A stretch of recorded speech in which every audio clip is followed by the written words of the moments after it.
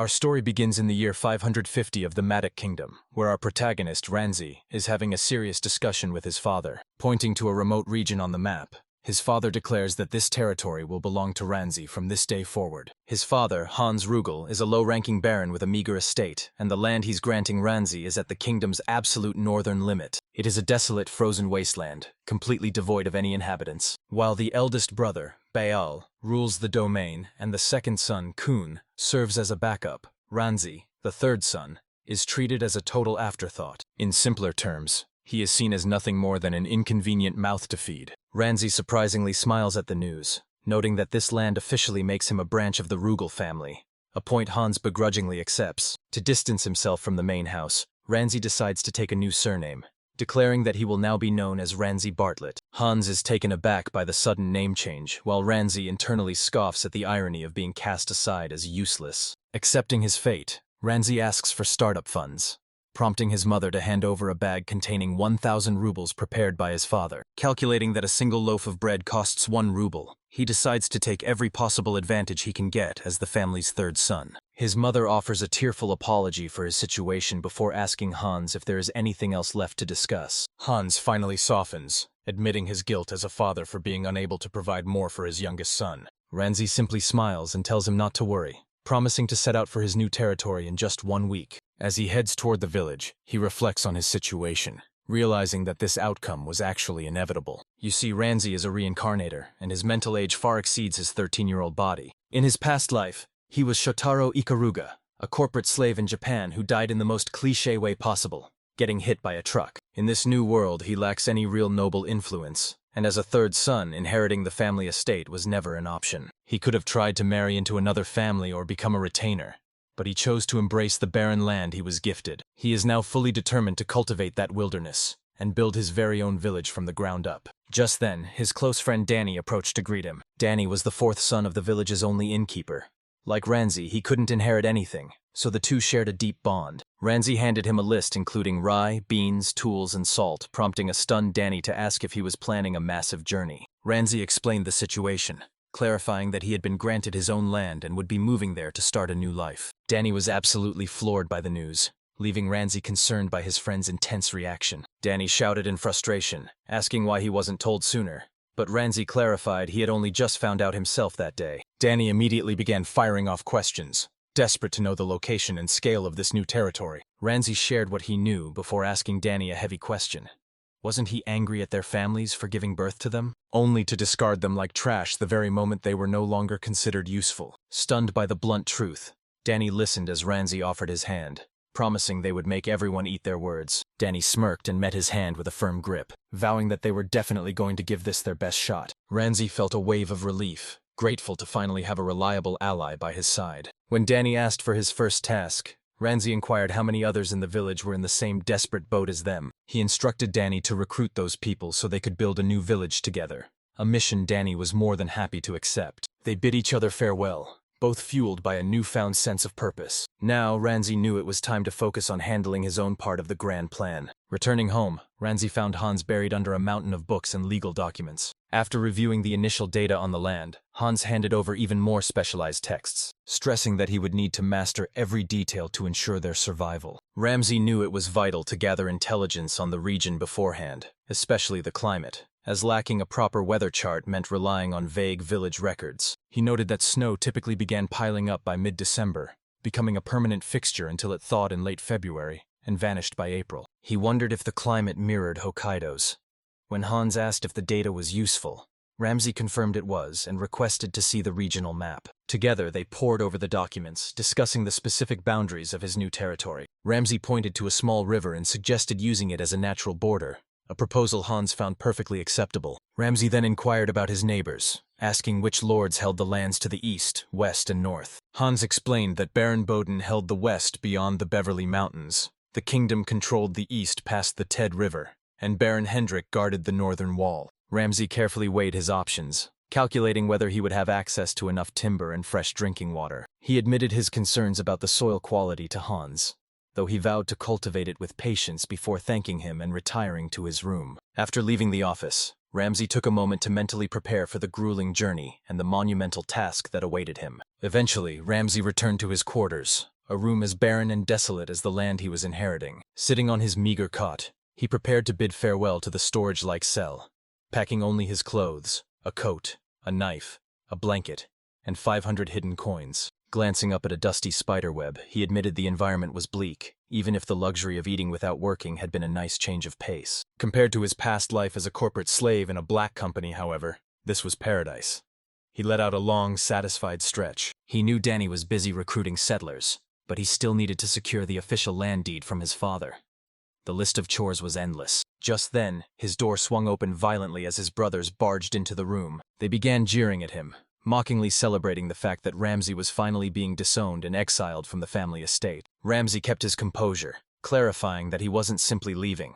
He was moving to manage his own territory. His brothers erupted in laughter, calling him incredibly naive and claiming there was no way anyone could survive on such a pathetic piece of wasteland. Seeing Ramsay's unshakable smile only fueled their irritation.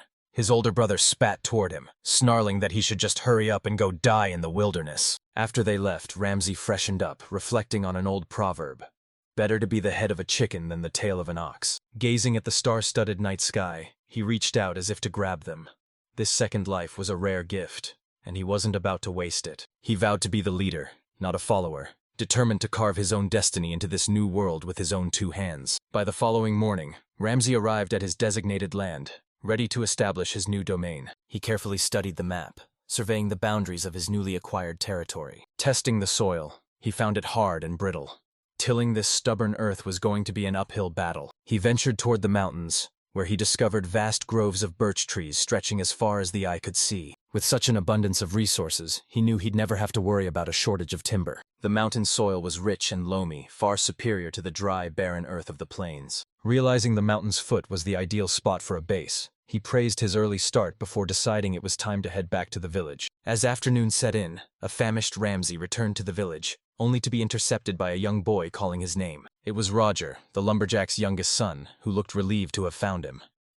Ramsay immediately asked why he was in such a frantic rush. The boy breathlessly explained that Dany had been searching for him everywhere. Roger excitedly mentioned hearing that Ramsay was leading the village, but Ramsay corrected him. He wasn't leading, he was being cast out. Roger begged to join him, tired of his brother's bullying. While Ramsay welcomed the company, he worried about feeding another mouth with limited resources. Roger explained his lineage of lumberjacks, lamenting that his older brothers had monopolized all the family's logging rights. Recalling his plans for the mountain base, Ramsay asked if Roger could handle the clearing.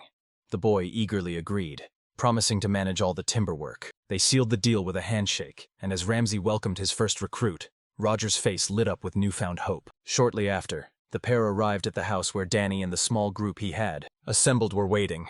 Dany wasted no time, bluntly informing Ramsay that he was late. Dany approached and asked Ramsay where he'd been wandering. Ramsay explained he was scouting the territory before Dany introduced the new recruits he'd gathered. There was Willie, a farmer's fifth son, and Eric, the second son of a local carpenter. Dany explained that both young men were eager to support Ramsay's grand ambitions. Ramsay thanked them for their support, but asked what truly motivated them to join such a risky venture. Willie admitted he had no inheritance coming his way, while Eric confessed he simply couldn't get along with his older brother. Ramsay was surprised to see yet another case of sibling rivalry, but he understood the harsh reality of their situation. In this impoverished village, desperation had dulled their hearts and killed their compassion. Ramsay vowed to build a community that wouldn't suffer the same fate. However, Eric made it clear that unlike Ramsay, they weren't outcasts. If things went south, they could always return home. This realization stung Ramsay, reminding him that he had no safety net, but he shook off the bitterness to focus on the task at hand. Raising his hand high, he declared that the five of them would build a brand new future together. They all cheered in agreement, though Dany and Eric couldn't help but tease Ramsay as he began to outline their strategy. Joking about his new lordship, they listened as Ramsay prioritized building a base and clearing the fields, assigning the labor based on their skills. When Eric asked about building materials, Ramsay pointed out the birch trees on the mountain, though they'd need to scout for higher quality timber later. Willie mentioned he was experienced with wheat and garlic, and Ramsay asked if he could borrow some seeds from his father's stash to get them started. The plan was set: build a birch cabin and plant hardy crops like rye and beans while searching the mountains for a fresh water spring. Ramsay apologized for the sudden start, but the group was ready, with Eric telling them to start felling trees while he gathered his tools. Just then, Dany rushed over to announce that a traveling merchant had just arrived at their camp. Ramsay introduced himself as the governor of the Northern Territory to the merchant, a man named Slay, who was surprised to see a leader only 13 years old. Slay explained that Dany had already filled him in on their situation and gestured toward his cart full of essential supplies. With a professional smile, the merchant asked the young lord exactly what he needed to kickstart his new civilization. Ramsay calculated his needs, requesting a year's supply of salt along with 100 iron nails. After tallying the rest of the supplies, the merchant quoted a steep total of 1,200 rubles. Ramsay was stunned by the price. Knowing he needed to reserve funds for emergencies, he asked Slay for a full breakdown. Slay explained the costs: 500 for salt, 300 for nails, and 400 for cloth, leaving the former noble Ramsay unsure if he was being cheated. Realizing the price was too high, Ramsay decided to pass on the cloth and countered with 700 rubles for just the salt and nails. Slay hesitated, noting the thin profit margin, but he was struck by the sheer determination in the young boy's eyes. Realizing that building rapport now could secure future business, the merchant accepted the deal, much to Ramsay's visible relief. When asked about their destination, Ramsay revealed they were heading to the mountain's eastern foothills, prompting Slay to promise a future visit. With the deal closed, everyone exhaled in relief as Ramsay ordered them to pack and meet at the square by dawn.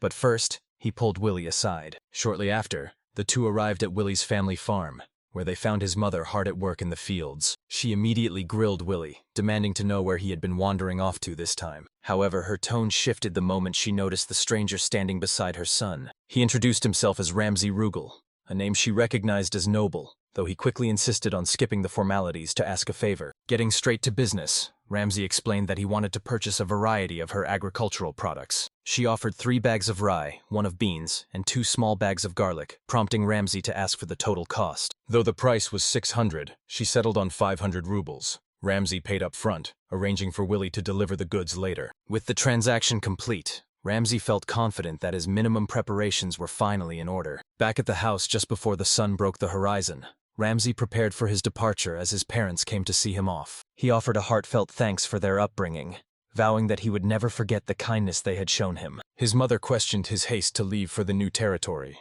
but Ramsay was resolute, driven by the need to begin his new life immediately. As long as those brothers were around, Ramsay knew he couldn't bear to stay in that house a moment longer. His father reluctantly accepted the situation, finally handing over the deed to the territory as he had promised. Ramsay accepted the document with a polite bow, bidding his father farewell before finally making his exit. After traveling for a while, he finally reached the clearing where Dany and the others were waiting. Dany immediately complained about his tardiness, but Ramsay apologized, explaining he'd been held up by his parents. Willie presented the food supplies they'd gathered.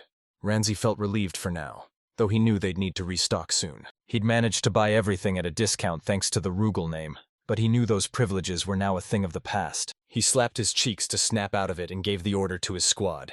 It was time to depart. Upon reaching their destination, Ramsay drove a stake firmly into the ground. He declared with confidence that this very spot would serve as their new base of operations. Roger headed off to gather timber for construction, while Willie began inspecting the quality of the soil. Dany struggled to find a way to be useful, so Ramsay decided to put his skills to work with a special request. He asked Dany if he could craft a functional millstone for the group. Taken aback, Dany asked if he was serious, but Ramsay insisted it was urgent. They couldn't process their wheat without it. Though clearly annoyed by the task, Dany eventually agreed and headed off to find the right materials. Willie watched him stomp away and asked what was wrong, but Ramsay just laughed it off, saying Dany was on a stone hunt. Willie confirmed the bad news. The soil was poor and the drainage was terrible, just as the rumors suggested. Ramsay suggested mixing in nutrient-rich soil to compensate, and Willie agreed that it was their only real option for the time being. Willie grabbed a hoe to find the best spot to start tilling, leaving Ramsay to oversee the rest of the work. With the farm underway, Ramsay headed toward the mountains to check on Roger's progress with the woodcutting. Ramsay tracked down Rogers to check on their progress. Rogers gave a positive report, noting that the area was already teeming with birch trees. Further up the slope, they found beech and pine, prompting Ramsay to suggest expanding their planting efforts. He realized that pine resin could serve as vital fuel, while tapped birch sap would fetch a handsome price at the market. Rogers confirmed that since the trees thrived in the wild, cultivation would be a breeze. Ramsay was thrilled, planning to replant immediately after clearing the area to prevent any potential landslides. He double-checked if Rogers could handle the birch specifically, and the man nodded in confidence. Ramsay joined Rogers in felling trees while Willie handled the tilling and Dany worked on the millstone. As the sun began to set, the group gathered for a final debrief on the day's achievements. Willie reported that the soil was poor and required heavy tilling, while Rogers boasted a haul of 30 logs.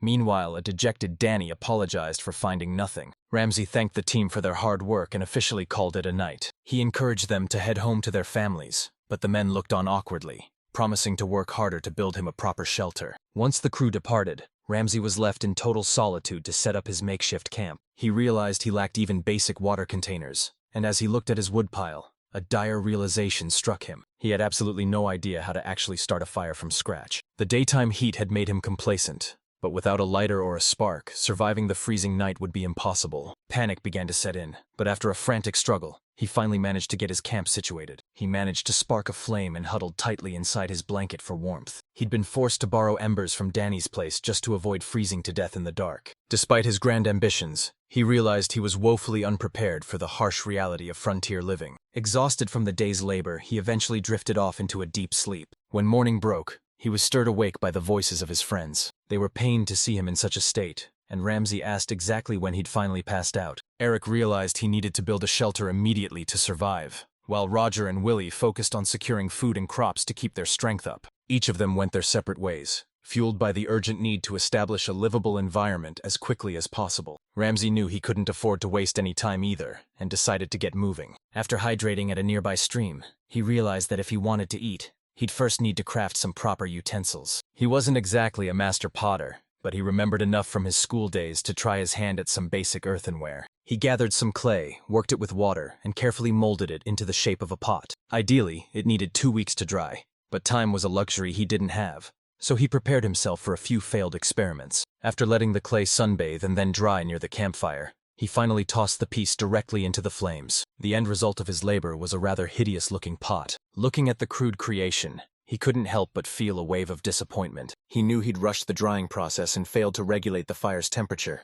but he had to make do. He tested the vessel and was relieved to find that it could at least hold water. He placed his makeshift pot over the campfire and seasoned the water with a bit of salt. To complete the meal, he added some beans and a few cloves of thinly sliced garlic. And just like that, he had a humble garlic bean soup simmering away. He questioned if this even counted as cooking, but with no cutlery in sight, he decided to just dive right in. He drank the broth straight from the pot, feeling surprisingly satisfied with his first primitive meal. Ramsay wondered how plain boiled beans could possibly taste this delicious. After finishing his meal, he immediately got back to work on his pottery. He managed to churn out a few crude-looking pots and cups. He reasoned that utility was more important than artistry. If they functioned, they were good enough. By evening, Ramsay realized pottery was a grueling full-time job and knew he'd need to diversify his efforts. Suddenly, Willie called out that everyone had gathered. Ramsay told him he was on his way, and when he arrived, he learned Dany was hunting for a millstone, leaving Ramsay deeply moved by his dedication. Eric then proudly presented the small, simple shelter he had constructed for him. Ramsay was thrilled and thanked him, even as Rogers teased that it was just a floor with a roof. When night fell and the others left, Ramsay tidied his area and prepared to turn in. He had assembled a makeshift stove but planned to craft solid clay bricks the very next day. Collapsing onto his new bed, he felt a wave of relief just to finally have a roof over his head. Before he knew it, he was drifting off into a deep sleep. He hoped for a truly restorative night's rest after such an exhausting day. The next morning, Dany arrived with the group, greeting Ramsay and telling him that he had brought the supplies Ramsay requested and would show them after gathering the crew. He tried to pump everyone up for the day's work, though Eric jokingly asked who put him in charge. Ramsay split them into carpentry and farming teams, expressing his gratitude for their hard work. Eric and Rogers took over the construction while Willie and Dany handled the agricultural duties. With the shelter urgent and the rye planting deadline looming,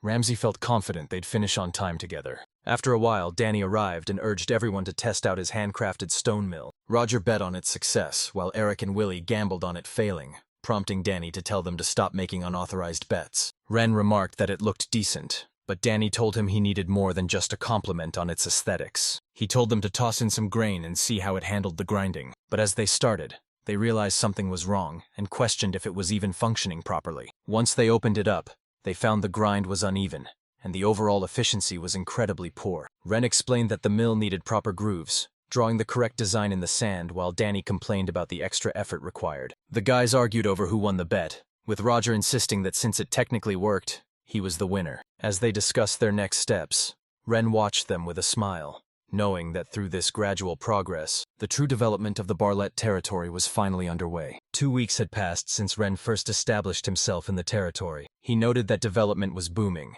and the settlement was finally starting to feel like a real village. The influx of new allies was the primary catalyst, as 3 more people had joined Ren's mission. There was Henry, a sociable 15-year-old with a talent for drawing. Next was Gordon, a 19-year-old with a powerful sense of justice and a caring soul. And finally 12-year-old Charlie, who was younger than Ren and quite timid and frail. Since they were all children of farmers, the fields expanded quickly, though Ren joked that it was becoming an all-boys village. Regardless, they perfected the mill to produce fine flour, making bread and dumplings their new staple meals. Dany had officially moved into the village as well, and though his snoring was a nightly nightmare for Ren, he was genuinely happy to see his territory finally coming to life. The next morning, Ramsay announced that the day for planting the seeds had finally arrived. He explained that since Eric was busy finishing the house, the rest of the 7-man crew would divide the labor to get the job done. Willie instructed everyone to cover the seeds carefully, noting the mix was 70% rye and 30% beans and garlic. Ramsay hoped to finish in a day, but Willie told him that 5 days was a much more realistic goal. As the work progressed, Henry suddenly spoke up, lamenting the fact that he desperately wanted a girlfriend. He begged Dany to set him up, but when Dany asked about the last girl he introduced him to, Henry revealed she was actually marrying his brother. Henry believed that owning land and a house would be enough to get married, but Dany joked that while he had the fields, he was still missing the house. While Henry laughed, Ramsay realized the lack of women was a genuine problem. Without them, their territory could never truly grow. Dany turned the question on Willie, asking if he wanted a girlfriend too, only for Willie to casually reveal he already had a fiancée. The group was stunned, demanding to know if he was serious, until Willie explained that his bride-to-be was Kathy from Peter's place. A frustrated Dany admitted he'd had his eye on her, and when he asked if she was cute, Willie simply described her as the type of girl you'd do anything to protect. As the banter continued, Eric returned and prepared to speak, but he suddenly froze in confusion. He stopped and looked around, asking where the rest of the group had disappeared to. Ramsay dryly explained they had all rushed back to Rugal village to chase their dreams, leaving Eric completely bewildered. A few days later, with the planting finally finished, Ramsay gathered everyone to announce they would be exploring the mountains together. He explained they would head up the slopes in intervals, aiming for the summit to forage for wild strawberries and mountain vegetables. Their secondary goal was to scout for fresh spring water flowing from the melting snow. Dany immediately turned the hike into a race, declaring that whoever reached the top first would be the winner.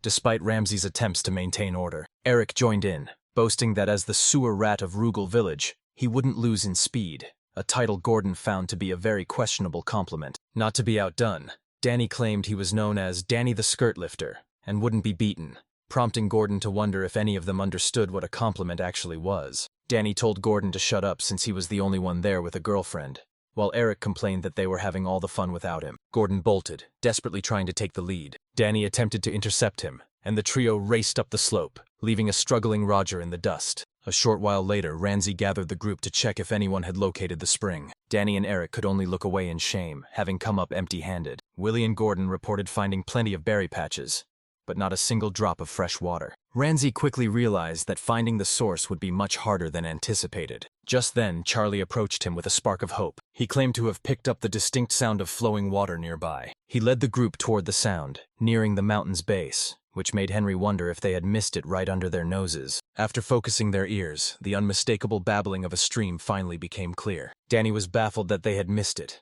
but Gordon pointed out they were simply being too loud before. Following the rhythmic sound, they eventually stumbled upon the hidden spring. Ramsay pondered how to transport the water. Bamboo would have made a perfect aqueduct, but none grew in the area. He asked the group for any rope or supplies, but unfortunately everyone was empty-handed. Left with no other choice, Ramsay decided they would use brute force to carve a path from the spring to the base. He devised a plan. First, one person would descend to a vantage point overlooking the base, a task Henry volunteered for. Next, another would descend until they could see the first person.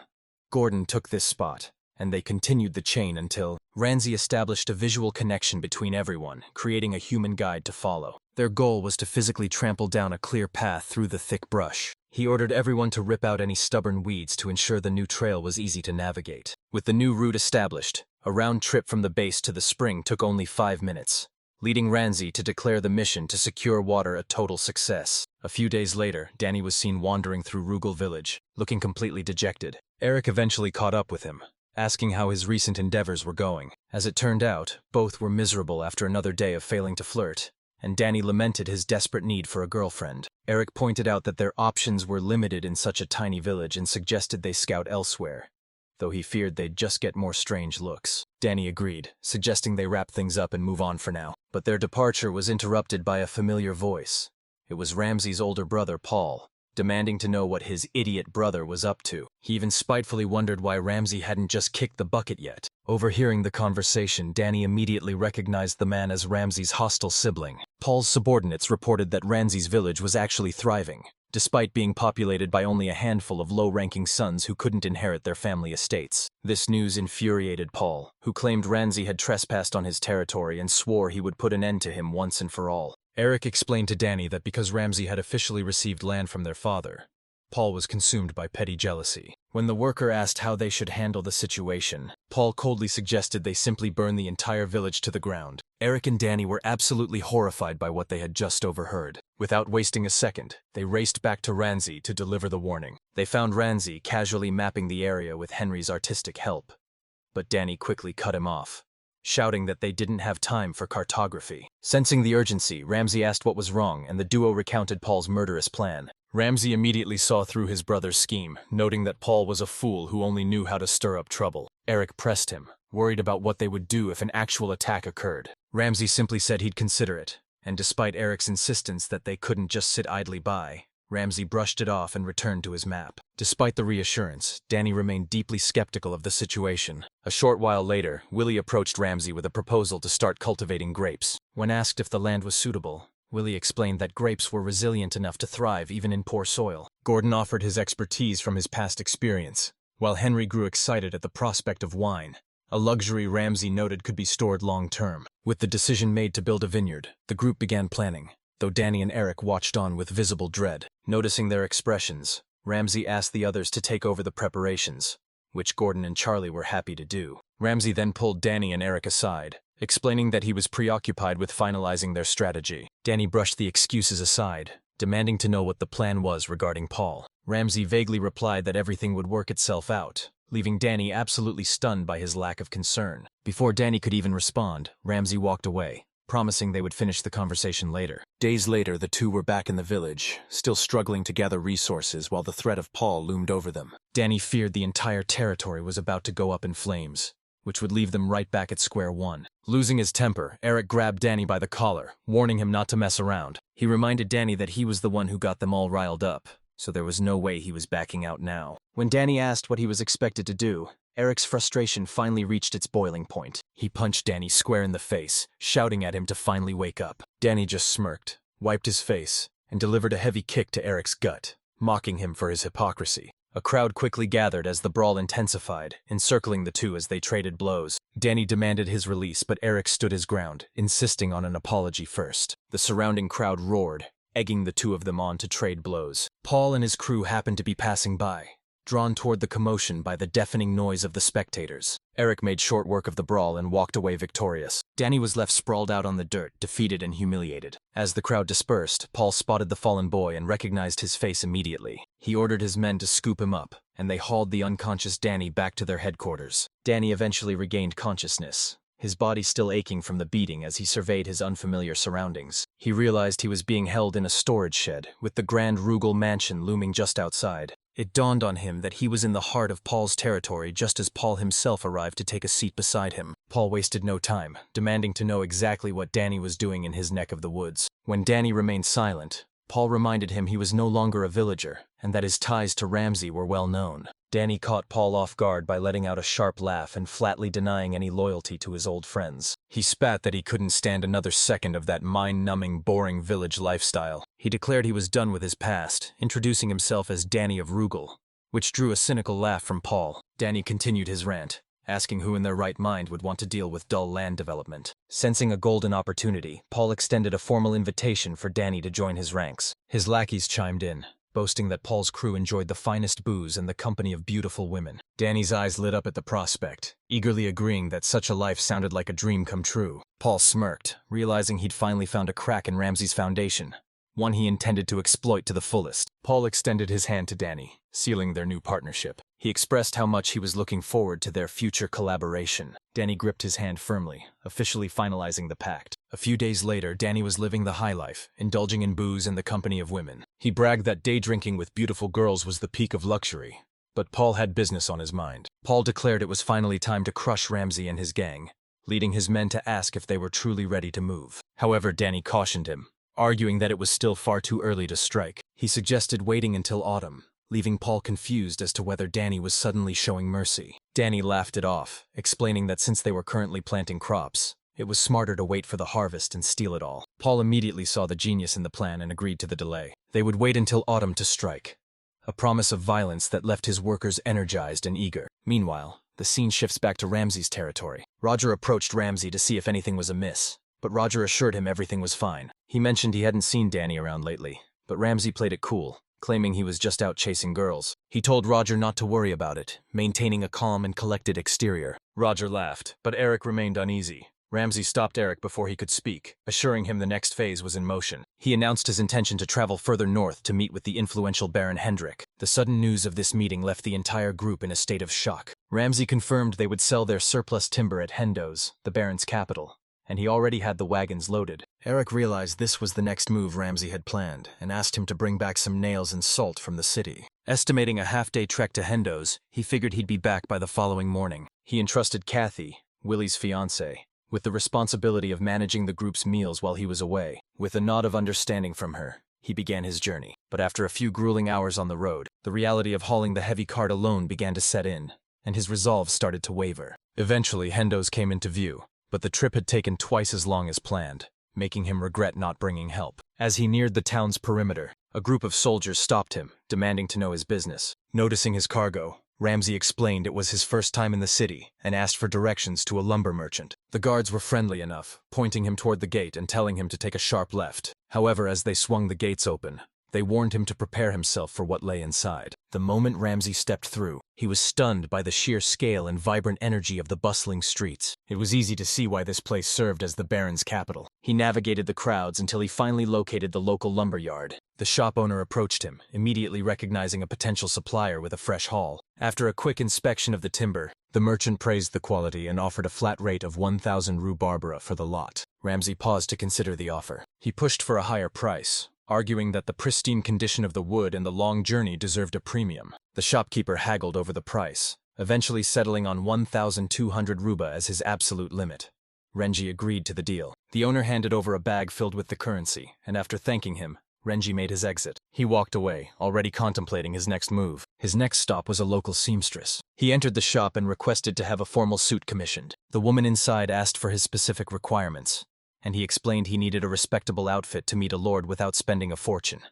Understanding his plight, she offered to craft one from affordable linen for 200 ruba, a price Renji quickly accepted. She took his measurements and informed him that the suit would be ready for pickup in 3 days. After leaving the tailor, he made his way directly to Baron Hendrick's estate. He informed the guards that he was a messenger for Baron Hans Rugel, and that his lord requested an audience with Baron Hendrick. The guard took note of this and asked him to wait while he went inside to deliver the message. After a short wait, the guard returned with an apology for the delay. He explained that the Baron was currently busy but could grant him an audience in 10 days. Renji agreed, noting that his lord would be satisfied with that time frame. He left the estate in high spirits. He felt a sense of relief, having secured both the appointment and the proper attire. Now, he only needed to gather a few remaining supplies. After purchasing nails, rye, and salt, he loaded the items into his cart and prepared for the journey home. Seeing that night had already fallen and unable to afford an inn, he decided to tough it out and travel back through the darkness. When Renji finally arrived back at the village, a concerned Gordon asked if he was all right, noting how long he had been gone. Renji reassured him that the preparations were complete and that he would finally be meeting Baron Hendrick in 10 days. Gordon then apologized for bringing up a difficult subject so soon, but revealed that while passing through Rugel village yesterday, he saw Dany with his brother Paul. He hated to even suggest it, but he asked if Dany could have betrayed them. Renji simply smiled, telling Gordon that he needed to gather everyone for an announcement. He called the villagers together to reveal the truth. The scene then shifts to June 25th. On the day of the meeting with the Baron, Rogers accompanies Ramsay and is immediately struck by the sheer scale of the city, Hendo. Ramsay thanks his friend for coming along, mentioning that having help with the firewood was a total lifesaver. He promises Rogers they can explore the city once their business is concluded. But first, they need to offload their heavy cargo. Upon arriving at the timber shop, the owner instantly recognizes Ramsay from his previous visit. Noticing the massive supply, Ramsay explains that he's brought significantly more bundles this time around. The owner begins his appraisal and asks them to wait while he calculates the value. Rogers is confident they'll fetch a high price, but after inspecting the lumber, the owner finally makes his offer. He offers 2,500 rubra, a figure that leaves Rogers absolutely stunned by how low it is. Rogers protests the price, but the owner stands firm, explaining that birch is currently in high supply. He offers a final bump to 2,700 rubra, telling them they can try elsewhere if they aren't satisfied. Ramsay accepts the deal and officially sells the wood. Rogers is still disappointed, having hoped for at least 3,000 rubra, but Ramsay tells him not to worry about it as they leave the cart behind and move on. The two eventually arrive at the seamstress's shop, where she warmly welcomes Ramsay and informs him that his custom suit is ready. Ramsay tries on the new attire, and when the seamstress asks for his opinion, he tells her the fit is absolutely perfect. Rogers is equally impressed, noting how sharp he looks. Ramsay is relieved, knowing he finally looks the part for his meeting with the Baron. With his confidence high, Ramsay asks, "Shall we go?" A short while later, they arrive at the Baron's grand estate. Ramsay identifies himself to the guards as Hans Rugel, stating he has come to serve as his father's representative. He formally requests an immediate audience with Baron Hendrick. The soldier addresses Ramsay with the respect due to a lord and asks them to wait, which serves as a sudden reminder to Rogers that his friend is actually a noble. They are soon led into the palace by a maid who thanks them for their patience. As they follow her through the corridors, Rogers is left in total awe of the palace's breathtaking beauty. Finally, the maid reaches their destination and invites them to step inside. Once they were shown inside, the maid requested they wait a moment before she quietly made her exit. Rogers remained in absolute awe of the incredible mansion, while Ramsay noted that such opulence was expected from the Baron of this region. This was exactly why he had come. If he could successfully secure Baron Hendrick's assistance, then his plan would— Before he could even finish the thought, Baron Hendrick entered the room, radiating an incredibly imposing presence. The Baron offered a brief apology to Ramsay for keeping him waiting. Ramsay offered a respectful bow, assuring the man it was no trouble at all before meeting the Baron's gaze. Internally, he wondered if he truly had what it took to win the Baron's full support. Ramsay introduced himself as Ramsay Rugel, son of Hans Rugel, expressing what a distinct honor it was to meet. The Baron welcomed him, introducing himself as Daryl von Hendrick, the rightful ruler of the territory. He gestured for Ramsay to take a seat and asked what was on his mind. Ramsay sat, focusing his resolve. He desperately recalled the negotiation tactics from his past life, knowing he had to maintain perfect decorum with his superior. He needed to steer the conversation with precision.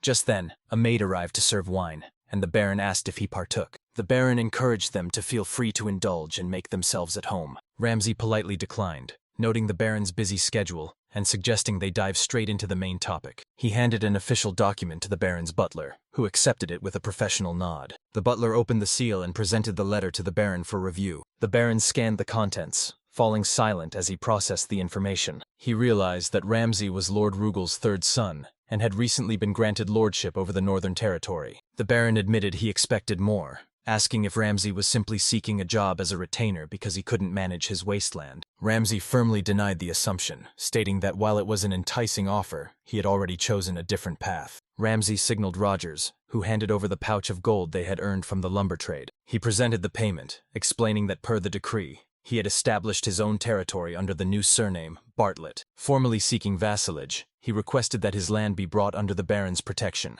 Intrigued, the Baron officially recognized him as Sir Ramsay Bartlett, though he warned that such protection came with a steep price. When asked about the village's size, Ramsay admitted it was currently just a small settlement of only 10 people. The Baron set the annual tax at 30,000 rubelets, payable to the Hendrick family starting the following year. Ramsay was floored. He'd have to save 2,500 a month despite his limited resources and severe labor shortage. But before he could even negotiate a lower rate, the Baron made it clear. The tax was non-negotiable, down to the last coin. Realizing he had no choice, Ramsay accepted the terms, earning a nod of approval from the Baron for his wise decision. As the butler provided parchment for the official order, the Baron asked if that was all.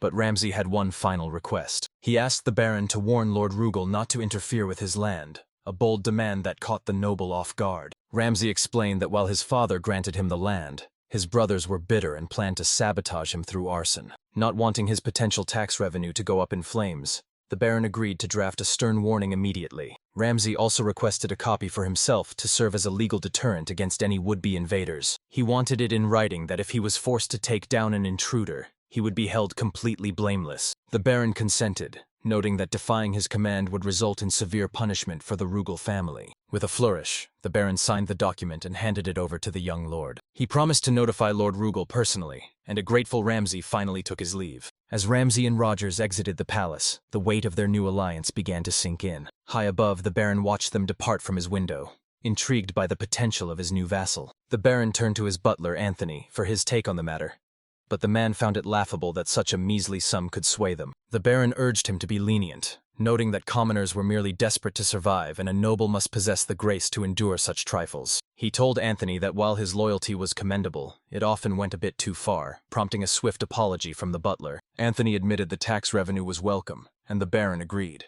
If signing a few papers netted 30,000 rubila, it was a bargain he couldn't ignore. Upon leaving the palace, Roger's stomach began to growl, and he complained that he was absolutely famished. Ramsay offered to treat him as thanks for the company, sending Roger into a frenzy as he scouted for skewers, soup, and fresh bread. Ramsay bought the feast, and as Roger began shoveling the food into his mouth, Ramsay could only warn him not to choke on his own excitement. While they ate, Ramsay's eyes drifted toward a frail, malnourished child watching them from the shadows. Roger asked what was wrong, but his own expression softened into sadness once he realized what Ramsay was looking at. He asked if there was anything they could do, and Ramsay admitted his heart ached to help the boy. Knowing he couldn't just walk away, Ramsay slowly approached the trembling child. He gently asked the boy if his stomach was aching from the lack of food. The child offered a silent, weak nod in response. Without hesitation, Roger stepped forward and handed the boy his own bowl of soup. Seeing the child's confusion, Roger gave him a warm smile and told him it was delicious, urging him to eat while it was still hot.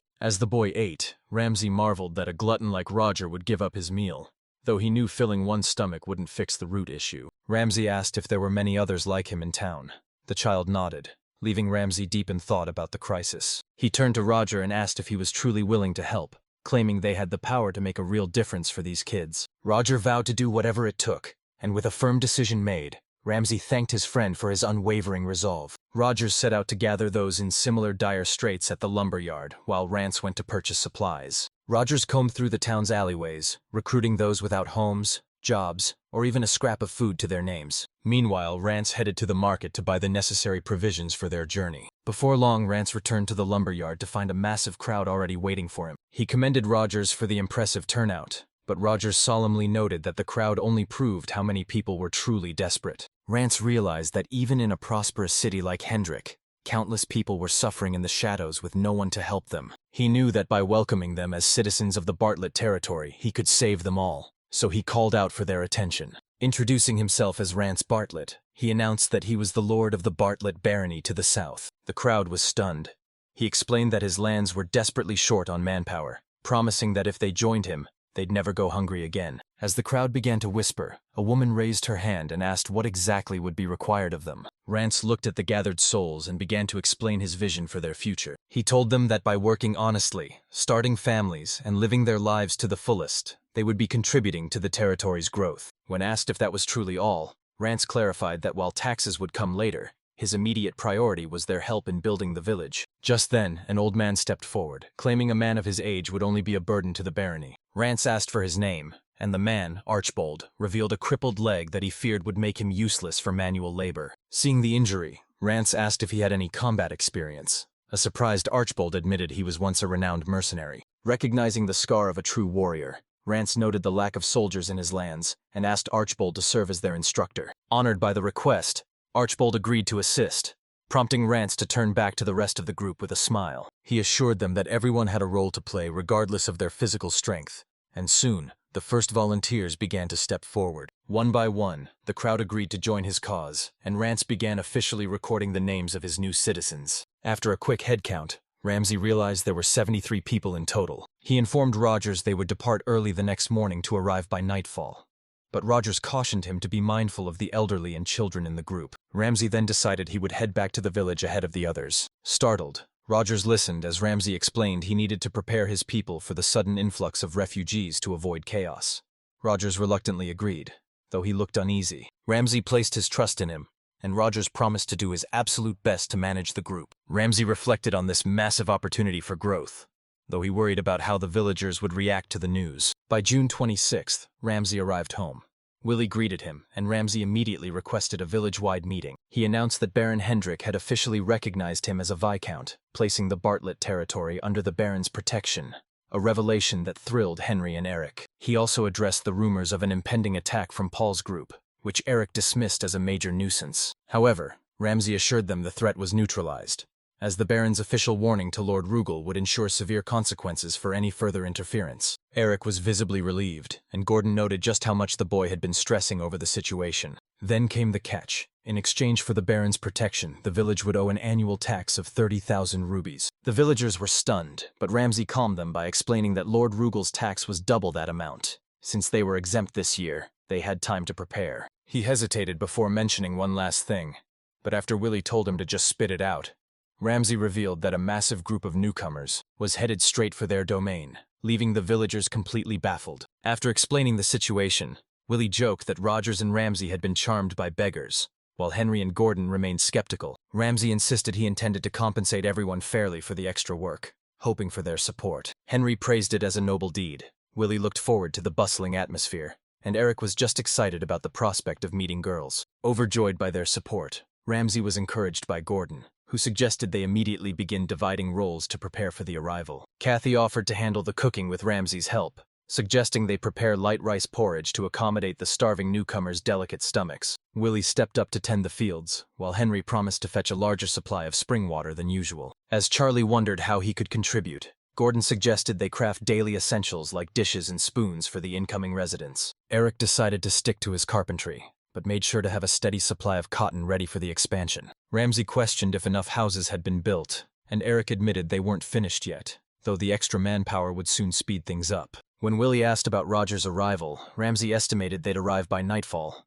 Meanwhile, Kathy stepped in to help Charlie and Gordon, who were struggling to shape their wooden utensils. Night eventually fell, and though Henry scanned the horizon, there was still no sign of the approaching group. Worried they had lost their way in the dark, Ramsay suggested a search party, with Gordon and Eric immediately volunteering to join him. As they searched the woods, a skeptical Eric began to wonder if the group was actually coming at all. Suddenly, a noise echoed through the trees, and Roger finally emerged with a long line of people following behind him. Roger waved a greeting, but a relieved Ramsay scolded him for being so late.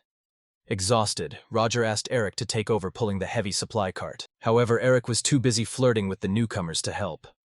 Gordon scolded him for his behavior while Ramsay checked for any injuries, but Roger assured him everyone was safe. Ramsay thanked the travelers for enduring the grueling journey, encouraging them to hold on just a bit longer as the village was finally within reach. The scene then shifts to July 1st at the Rugal family estate. Inside the manor, the head of the house, Hans, summoned his eldest son, Paul. Paul arrived with his sibling to find out why they were called, only for Hans to wordlessly present him with a letter. Hans ordered him to read it, and Paul's heart sank when he recognized the official seal of the Hendrick family. As he scanned the contents of the parchment, Paul was visibly shaken by what he read. The document stated that the Hendrick family officially recognized Ramsay Bartlett as a viscount, forbidding anyone from harming his territory or his people. Paul was fly into a rage, demanding to know how this was possible, and insisting that they lodge an immediate protest. Hans told him not to be a fool, coldly asking his son on what grounds they could possibly hope to protest such a decree. Paul accused Ramsay of illegal land grabbing, but Hans countered that the territory was officially ceded,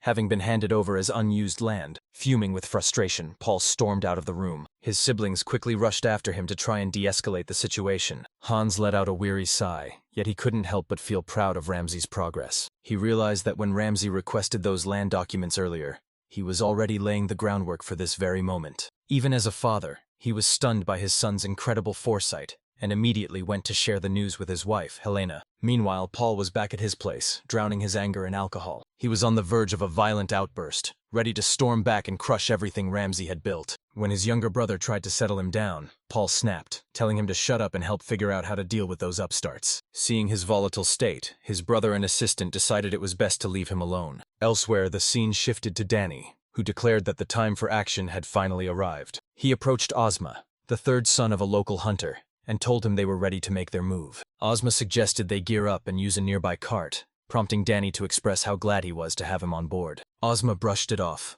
mentioning his brother's constant oversight and noting that hunting in new territory would be a welcome change. Ozma headed toward the village first, while Dany promised he'd catch up with him in no time. Once Ozma left, Dany turned his attention to the girl he'd met at the pub earlier. Her name was Colette, and Dany informed her that he was preparing to return to Ramsay's territory. He then extended an invitation, asking if she'd like to join him on his journey. Colette told him she needed a moment to think before abruptly slamming the door right in his face. Effectively rejected for now, Dany didn't have time to wallow in self-pity, as he still had several other houses to visit. He visited the families of Roger and Gordon, along with Elisa, to invite them to Bartlett Village, and they all agreed to make the trip. However, Dany was disheartened that his own girlfriend refused to join them. The next morning, Dany gave Ramsay a sharp slap to snap him out of his slumber. Ramsay jolted awake, surprised to find both Dany and Ozma standing before him. Overjoyed by his return, Dany apologized for the delay and introduced his new ally, Ozma, who confidently promised to handle all the hunting duties. Noticing the sudden influx of people, Dany remarked on how much the village had changed during his absence. Gordon rushed over to embrace Dany, admitting he was devastated by the rumors of his betrayal. But Dany explained it was all a ruse to buy them precious time. Eric then approached, curious about the contents of the cart Dany had brought along. Dany revealed he had scavenged all the weapons Paul had prepared, ensuring their enemies would be kept at bay for quite a while. Impressed by his reliability, Ramsay promoted Dany to captain of the local guard on the spot, and though Dany grinned at first, he quickly realized he might have just signed up for more than he bargained for. Ramsay then introduced Dany to Lord Archibald, presenting him as the prime candidate to lead their military forces. He emphasized the need for rigorous training. While back at Paul's estate, a frantic worker woke the master with dire news. He reported that Dany and Ozma had vanished without a trace. Paul exploded in a fit of rage, insulted that they would dare to deceive him in such a manner. Consumed by fury, he swore a blood oath to bring about their absolute destruction. By July 3rd, 4 months had passed since the founding of the Bartlett territory. The population was booming, and the once quiet village was now a thriving hub of activity. A formal registry was established for the refugees from Hendos, tracking everything from age and gender to harvest yields and labor skills. This new wave of citizens included 14 children and 59 adults, mostly experienced farmers and skilled artisans like seamstresses and blacksmiths. They decided to specialize their labor in agriculture, assigning specific roles to maximize efficiency. Willie took charge of the rye, Gordon managed the grapes, Henry handled the beans, and Charlie oversaw the garlic and turnips, with Roger, Eric, and Ozma leading teams of apprentices to assist. While Dany focused on training 5 new recruits for the militia, the rest of the villagers dedicated themselves to clearing land and farming. Ramsay was heartened to see everyone working in such harmony to uplift the village, though he was already brainstorming how to develop unique local specialties for future trade. He felt a profound sense of peace. This was exactly the kind of fulfilling life he had always envisioned for himself. However, that peace was interrupted on July 14th when Kathy and a group of women approached Ramsay with concerned looks. She requested a private word with him, her tone suggesting something was seriously wrong. Ramsay's intuition was right. Kathy led him to the warehouse to show him that their food reserves had dwindled to a single bag of rye. Realizing the gravity of the situation, Kathy warned they wouldn't last 10 days at this rate, prompting Ramsay to call an emergency village meeting. Eliza explained that she had already been rationing the meals, but they had hit a breaking point, leading Ramsay to ask if an early harvest was even possible. Once the villagers gathered, Ramsay addressed the crowd, needing urgent answers to solve the looming famine. He questioned the farmers about the status of their current crops, and exactly how soon they could expect to put food on the table. Willie reported the rye would be ready by mid-August. Henry estimated the beans shortly after, and while Gordon's grapes needed more time, Charlie revealed the turnips were nearly ready for harvest. Ramsay and the women immediately turned their hopeful gazes toward Charlie, who was startled by the sudden pressure. Ramsay showed him the empty warehouse, explaining that those turnips were now the only thing standing between the village and total starvation. Charlie explained that a late start meant they'd only get 2 harvests this year instead of 3, but he estimated the current turnip yield could sustain the village for about a month. The women quickly calculated a plan. By supplementing the turnips with wild greens gathered with Ozma's help, they could stretch the food until the beans and rye were finally ripe. Ramsay was relieved by their resourcefulness, but he knew this food crisis was a narrow escape that required a long-term solution. As darkness fell that evening, he went to find Ozma, seeking his counsel. Ozma immediately bowed, addressing him as Lord, but Ramsay quickly stopped him to keep the conversation casual. Ozma insisted on being called by his name and offered Ramsay his full support, leading Ramsay to bring up the village's dire food shortage. After hearing the details, Ozma realized that to feed everyone, they'd need to hunt massive boars, and Ramsay wondered if they could actually pull it off. Ozma explained that the boar's size made them easy to track, promising to start the hunt tomorrow while Ramsay placed his trust in him. As Ramsay left, he realized he couldn't just rely on Ozma and spent the night brainstorming a secondary solution for their food crisis. The next morning, Ramsay headed to the Tej River on the edge of the royal territory. confident that his new plan would actually work. He decided to try stone fishing, a method where striking underwater rocks stuns the fish, allowing them to be easily scooped up. Though he hated the idea of disrupting the local ecosystem, their desperate situation left him with no other choice. He hauled a massive stone into the river, preparing to strike. With a powerful blow, he slammed the rock down against the riverbed. The shockwaves worked perfectly, causing dozens of stunned fish to float to the surface. Determined to provide for the village, he poured all his effort into the task. It didn't take long for him to fill his entire cart with a massive haul of fresh fish. He rushed back home to ensure the catch stayed fresh, imagining the looks of pure joy on the villagers' faces. However, when he arrived, he found the villagers gathered together, deep in an intense discussion. Kathy spotted him and asked where he'd been, but when he tried to show off his catch, she told him there was no time for that. It turned out Ozma had already returned, successfully bringing back a massive boar for the village. Ramsay tried to mention his fish again, but Kathy completely ignored him, her mind already set on how to cook the mountain of meat. Feeling defeated after all his hard work,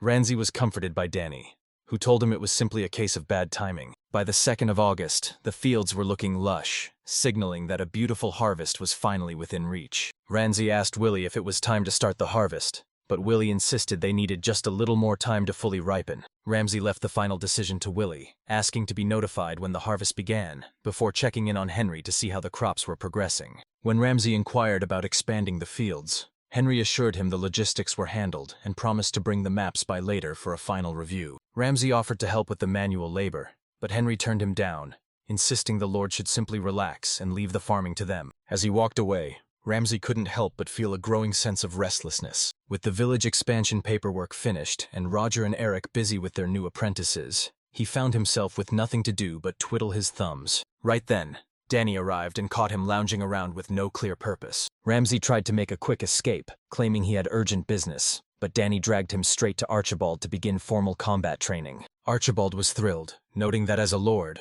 Ramsay needed the strength and skill required to protect his people. The session began with a grueling run, which proved to be an exhausting challenge due to the immense weight of the armor. Next came the endless wooden sword drills, with Archibald insisting they continue until Ramsay had mastered every nuance of the proper form. From there, they transitioned into live combat training, where Ramsay was told to ingrain every slash and step into his muscle memory. Eventually, Ramsay found himself in a heated spar against Dany. Ramsay joked that he would definitely hold a grudge for this, though Dany retorted that he was the one who still had a bone to pick. Archibald was pleased to see everyone in such high spirits, even if the training looked more like a chaotic brawl than a formal lesson. By October 15th, Paul was back at the tavern again, and his workers were starting to notice that he was spending far too much time drinking. Paul slammed his empty mug onto the bar, demanding that the bartender bring him another round immediately. The bartender apologized, explaining they were out of ale, but Paul barked back that he'd take wine, mead, or anything else they had. He was still fuming over his encounter with Ramsay, desperate for a way to make the young lord eat his words. That's when one of his workers, Ivan, approached him with a sinister look in his eye. Ivan suggested that if he hated Ramsay that much, he should just kill him. But Paul dismissed the idea, knowing his father would never allow such a scandal. Paul had been told that such actions might be strictly forbidden for someone of his standing. However, since they weren't nobles, they weren't actually restricted by those laws. Paul was stunned by the suggestion and burst out laughing, amazed that he hadn't thought of something so brilliantly simple. The plan was straightforward. Instead of attacking as Paul Rudgel, they would disguise themselves as bandits and raid the base. Knowing the enemy was currently unarmed, he ordered his men to prepare, though the strike would have to wait until the winter snow melted. One worker eagerly urged him to move now, his muscles itching for action, but Paul reminded him they still lacked the necessary weapons. He explained that preparation would take at least 3 months, and with the heavy snow coming, it would be impossible to burn the hideout down. In his mind, he warned Ramsay to prepare himself, as he was coming to wipe his hideout off the map. Meanwhile, Ramsay and Dany were relaxing after an exhausting training session. It was now the 3rd of November, and the season was shifting. Winter was finally beginning to settle over the territory. Feeling the biting chill, Ramsay knew the heavy snows would arrive by mid-December, so he asked Dany and Eric to help him gather supplies. Since he had a massive haul of lumber,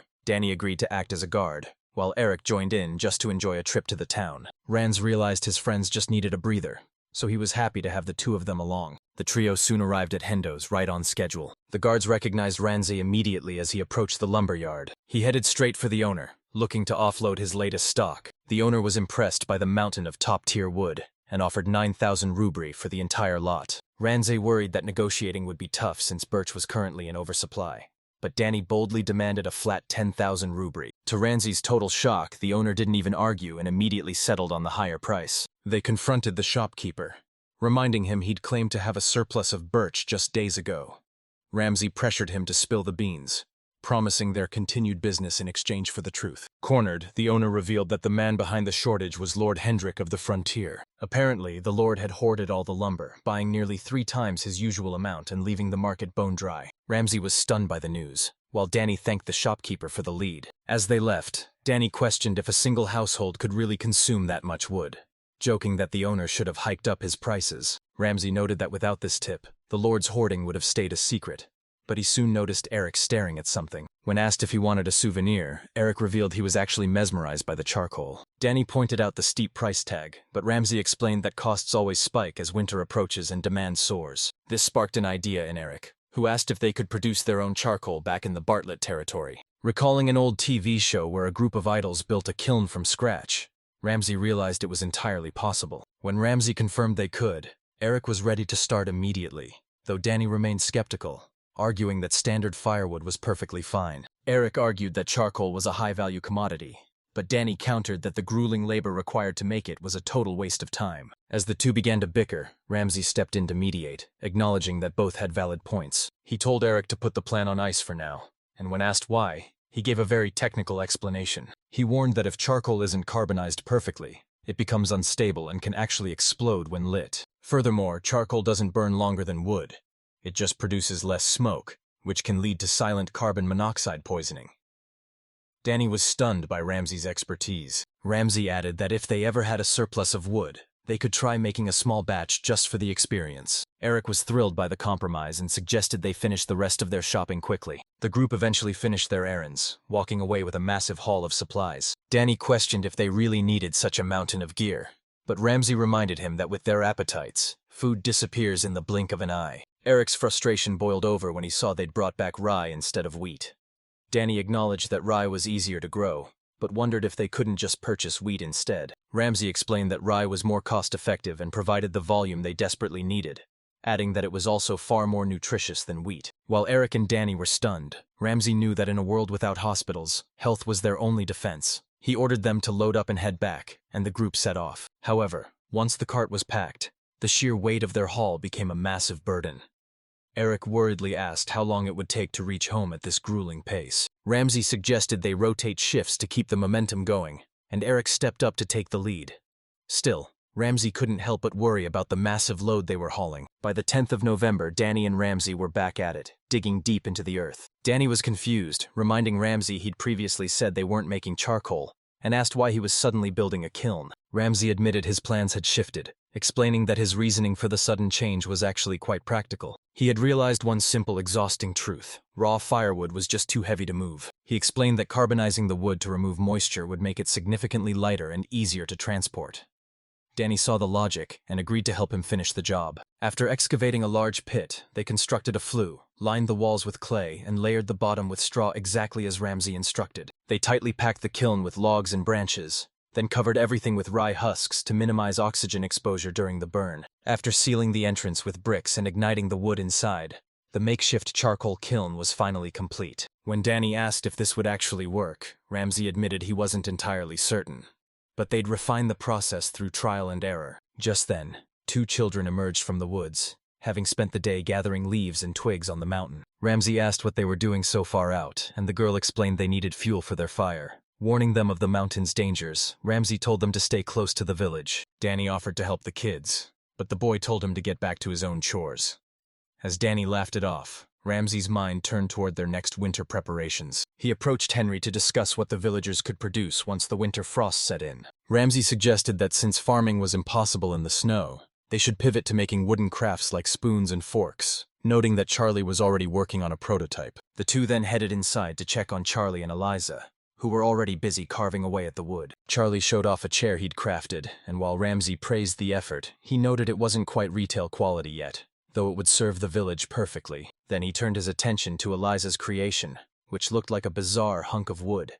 When he asked what it was, she was genuinely offended he couldn't tell. She insisted it was clearly a bear with a fish in its mouth, leaving Ramsay absolutely speechless at her artistic vision. He offered a polite hope that they'd sell, while a delusional Eliza claimed they were masterpieces destined to be bestsellers. Realizing their lumber was precious, Ramsay pulled Charlie aside and whispered that they needed to keep Eliza as far away from the wood supply as possible. Eliza sensed something was off, but Ramsay quickly pivoted, suggesting the skilled craftsmen focus on figurines while the others stuck to simple spoons and bowls. Leaving the logistics to Henry and Charlie, Ramsay decided it was time to take a final tour of the village. Just then, Eric informed him that the construction crew was assembled and ready to begin the essential winter renovations for every home. The team moved from house to house, reinforcing structures and preparing the villagers for the harsh season ahead. Proper heating was the top priority. To prevent frostbite and the silent killer of carbon monoxide, they installed specialized flues for the fireplaces. After designating the hearth areas, Ramsay instructed the workers to ensure the chimneys were tall enough to vent properly, standardizing the design across the village. With the orders clear,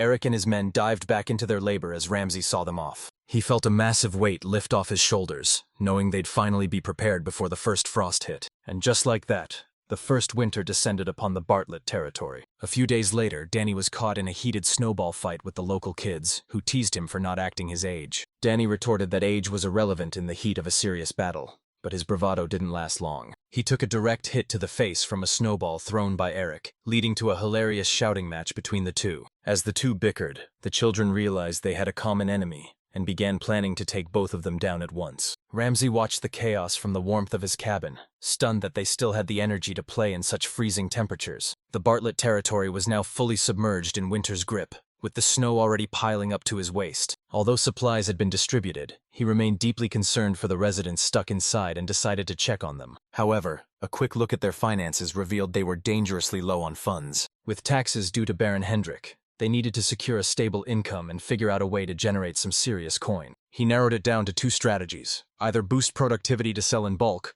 or find a way to increase the value of their goods. Relying on sheer manpower wasn't sustainable, so they needed a way to streamline their farming and forestry efforts. He considered modern tools like tractors and chainsaws, but realized that level of technology was impossible to recreate, forcing him to pivot to his second option. That option was simple: add significant value to the products they already had. He brainstormed high-value items, but with grapes out of season and animal pelts scarce, he was left with beans, turnips, timber, and rye. Just as he began thinking of a rye-based product, Dany and Eric arrived, shivering uncontrollably from the cold. They joked that the local kids had too much energy before huddling together by the fireplace to thaw out. They complained that the building was full of drafts, and that they desperately needed something to warm them up from the inside. This gave Ramsay a brilliant idea. He could use the rye to brew alcohol, a technique he remembered from his previous life in the north. He recalled a young exchange student named Artem who came from the far north and taught him that alcohol could actually be made from bread. The brewing process Artem described was so simple that it had remained tucked away in the back of his memory all these years. Ramsay immediately rallied the group, announcing that it was time to start brewing their own spirits. Willie and Gordon stepped up to help,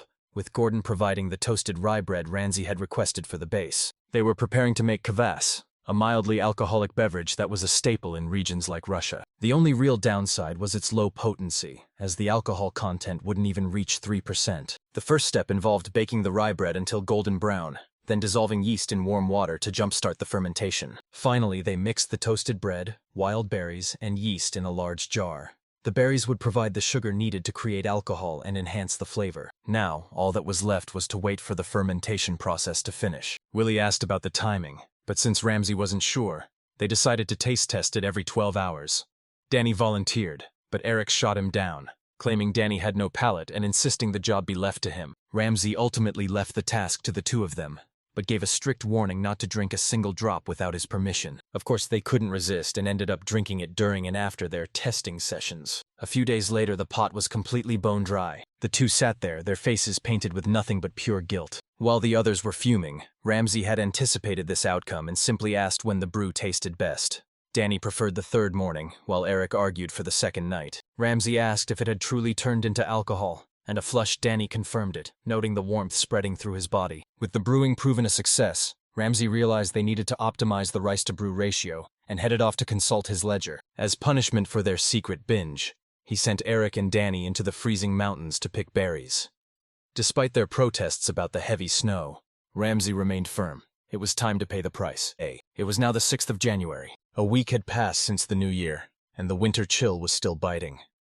After another tasting, Ramsay noted he'd need to increase the yeast for the next batch. Suddenly, Dany came charging in, shouting for Ramsay at the top of his lungs. Ramsay tried to calm him down, but Dany frantically explained that this was no time for peace.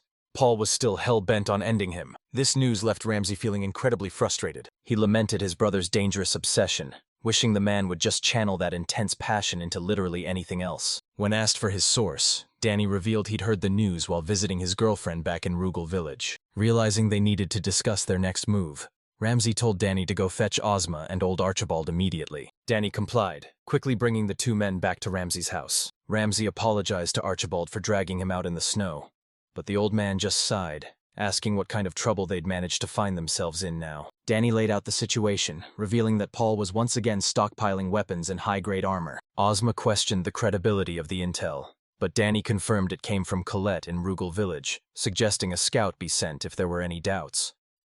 Ozma wondered why Paul was ignoring the Earl's explicit warning to stay away from Ramsay. Archibald noted that despite the warning, Paul was still gunning for the Lord's head, while Ramsay pointed out that Paul felt untouchable as long as he wasn't caught red-handed. He further explained that the current circumstances were heavily stacked in Paul's favor. When Dany asked for clarification, Ramsay explained that Paul only needed to kill him to win, whereas they had to defend the entire village with 0 casualties to claim victory. Ozma worried about the threat of arson, while Ramsay noted that Paul held all the cards since he could choose exactly when to strike. Archibald suggested luring Paul into the open, but Ozma feared the village would be vulnerable if Ramsay acted as bait. Dany then suggested reporting Paul to Ramsay's father to have him reined in. Ramsay countered that Paul would simply play dumb since he was operating in the shadows, suggesting they instead wait for the spring thaw before making a move. He insisted they use the remaining winter months to gather intel and finalize a counter-strategy. By January 11th, the plot began to thicken. Ivan and Paul entered the house to inspect their preparations. One of the workers marveled at the quality of the new swords and armor, noting they were exceptionally fine pieces. When asked how he acquired them, Paul claimed a traveling merchant mentioned rising tensions in the capital, so he used the gear to curry favor with his father. Ivan asked to test out the suit, and Paul agreed, telling him to master the iron sword before they launched their massive offensive once the snow melted. One of the men asked how to handle the rat spying on them, but Paul remained unfazed. He calmly told his subordinate to just let the spy be for now. Paul knew Ramsay's allies were lurking in Rugal village, but since they claimed to be visiting family, he couldn't just kick them out, preferring instead to focus on his own military might. His only goal was Ramsay's death. The rest of the villagers were irrelevant unless they got in his way. Paul left his arsenal in the care of his workers, sternly warning them not to lose or steal a single piece of his equipment. He made it clear that if anything went missing, they would pay a heavy price for their incompetence. The workers were left terrified, fully aware that Paul wasn't making empty threats. Ivan stepped out into the cold, following Paul's orders to deliver a package to Tom and John. He grumbled about how demanding Paul was, forced to haul a heavy bag through the freezing rain and thick snow. Upon reaching Tom's house, he hammered on the door. Seeing the lights on inside, he began knocking even harder. Tom finally opened the door, offering a sincere apology for the delay. He explained he was just having a drink and invited Ivan to join.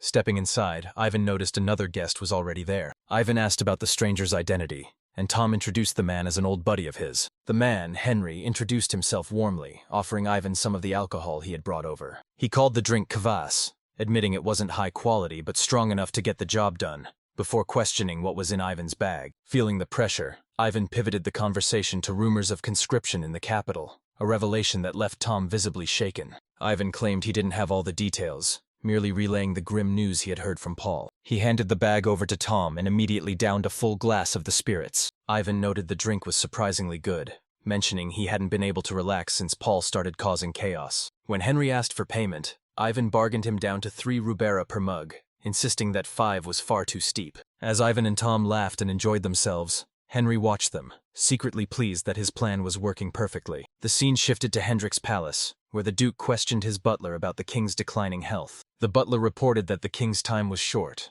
and the battle for the succession was already beginning to heat up. Hendrick remarked that the brewing rivalry for the throne between the prince and the king's brother was a thrilling development. With King Maduke V on the brink of death, a power struggle intensified between Prince Emo and his younger brother, Duke Ignis. While Emo was the rightful heir, his ties to the Pindura Empire through marriage sparked fears that the kingdom would be swallowed by imperial ambitions. Hendrick weighed the option of supporting Duke Ignis, knowing the empire's refusal to recognize any faith but their own was a massive problem. Hendrick pondered their next strategic move. His butler inquired about the plan, sensing his master's intent, and Hendrick chuckled at the man's intuition. He revealed his desire to exploit the current chaos to expand his borders. Specifically, he declared his intention to strike Baron Borden. The butler noted Borden was a wealthy pro-empire merchant noble, then asked what justification they had for an invasion. Hendrick smirked, stating he would simply fabricate a reason from thin air. By February 18th, the landscape began to change. As the snow thawed, Ramsay noticed the muddy ground while preparing a supply run to Hendo for his research. Dany arrived with a cart full of wooden wares, and the two officially set off for the city. During a brief rest, Dany questioned where they would actually sell their inventory. Their usual supplier was no longer an option,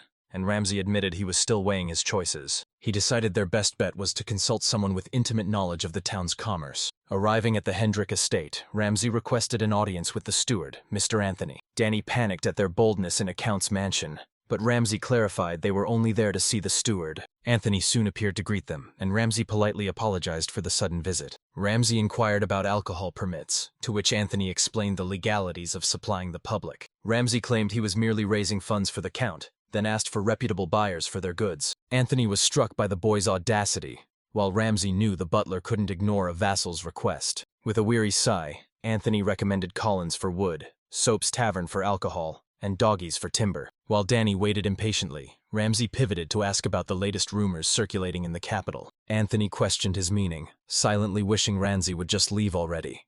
In response, Ramsay asked if he truly hadn't heard the news and offered to fill him in. He revealed that there were unsettling rumors in the capital regarding the line of succession, then pressed Anthony for his personal thoughts on the matter. He suggested that Anthony was already aware of the situation, leaving the man completely stunned. Anthony realized that since he had already feigned ignorance, he had to be extremely careful.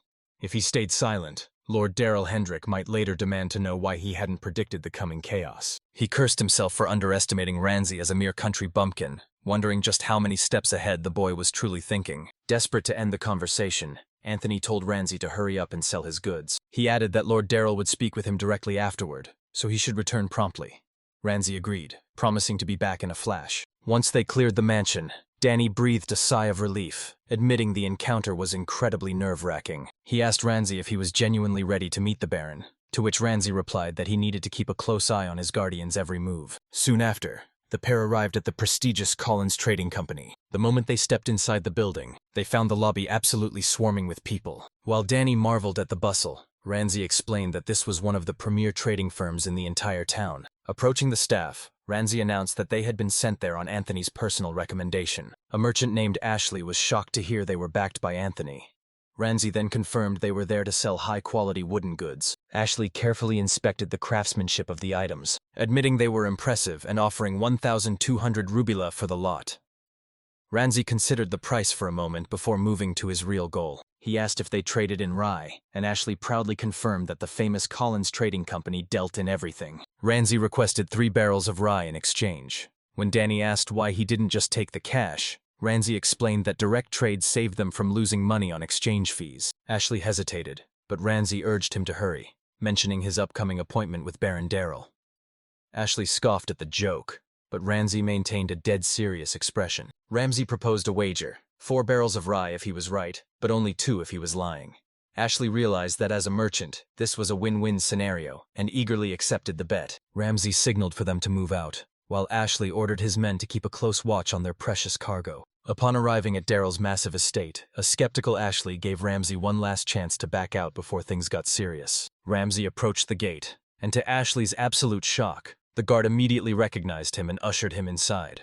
Ramsay just smirked at Ashley's disbelief. Once inside, they were met by Anthony, who informed Ramsay that while he could proceed, his companions had to stay behind in the waiting area. Ramsay stepped into a dimly lit room, where the imposing Darrell Hendrick sat waiting for him. Darrell greeted him warmly, expressing his genuine pleasure at seeing Ramsay again. Ramsay returned the greeting and apologized for his travel-worn clothes, but Darrell dismissed it, telling him to relax and make himself at home. Ramsay took a seat, and Darrell wasted no time, diving straight into the heart of the matter. He confirmed Ramsay's suspicions. The capital was in turmoil, and Darrell intended to exploit the chaos to expand his own borders. Ramsay was stunned by the man's blatant ambition. Ramsay had planned to use the upcoming ball to ask for Darrell's aid, but seeing the man's hunger for power, he realized he was walking into a hornet's nest. As Ramsay sat there processing the information, Darrell complimented his composure, remarking that silence is a virtue in their world. Darrell then revealed his true target. the Borden barony to the west. He dropped a bombshell, asking Ramsay to manufacture a pretext for him to launch an invasion. Stealing his nerves, Ramsay kept his cool and asked the golden question: what exactly was in it for him? When Daryl asked for his price, Ramsay didn't hesitate, demanding both territory and a significant sum of gold. Daryl noted that granting land would take time, but offered 50,000 rubila up front.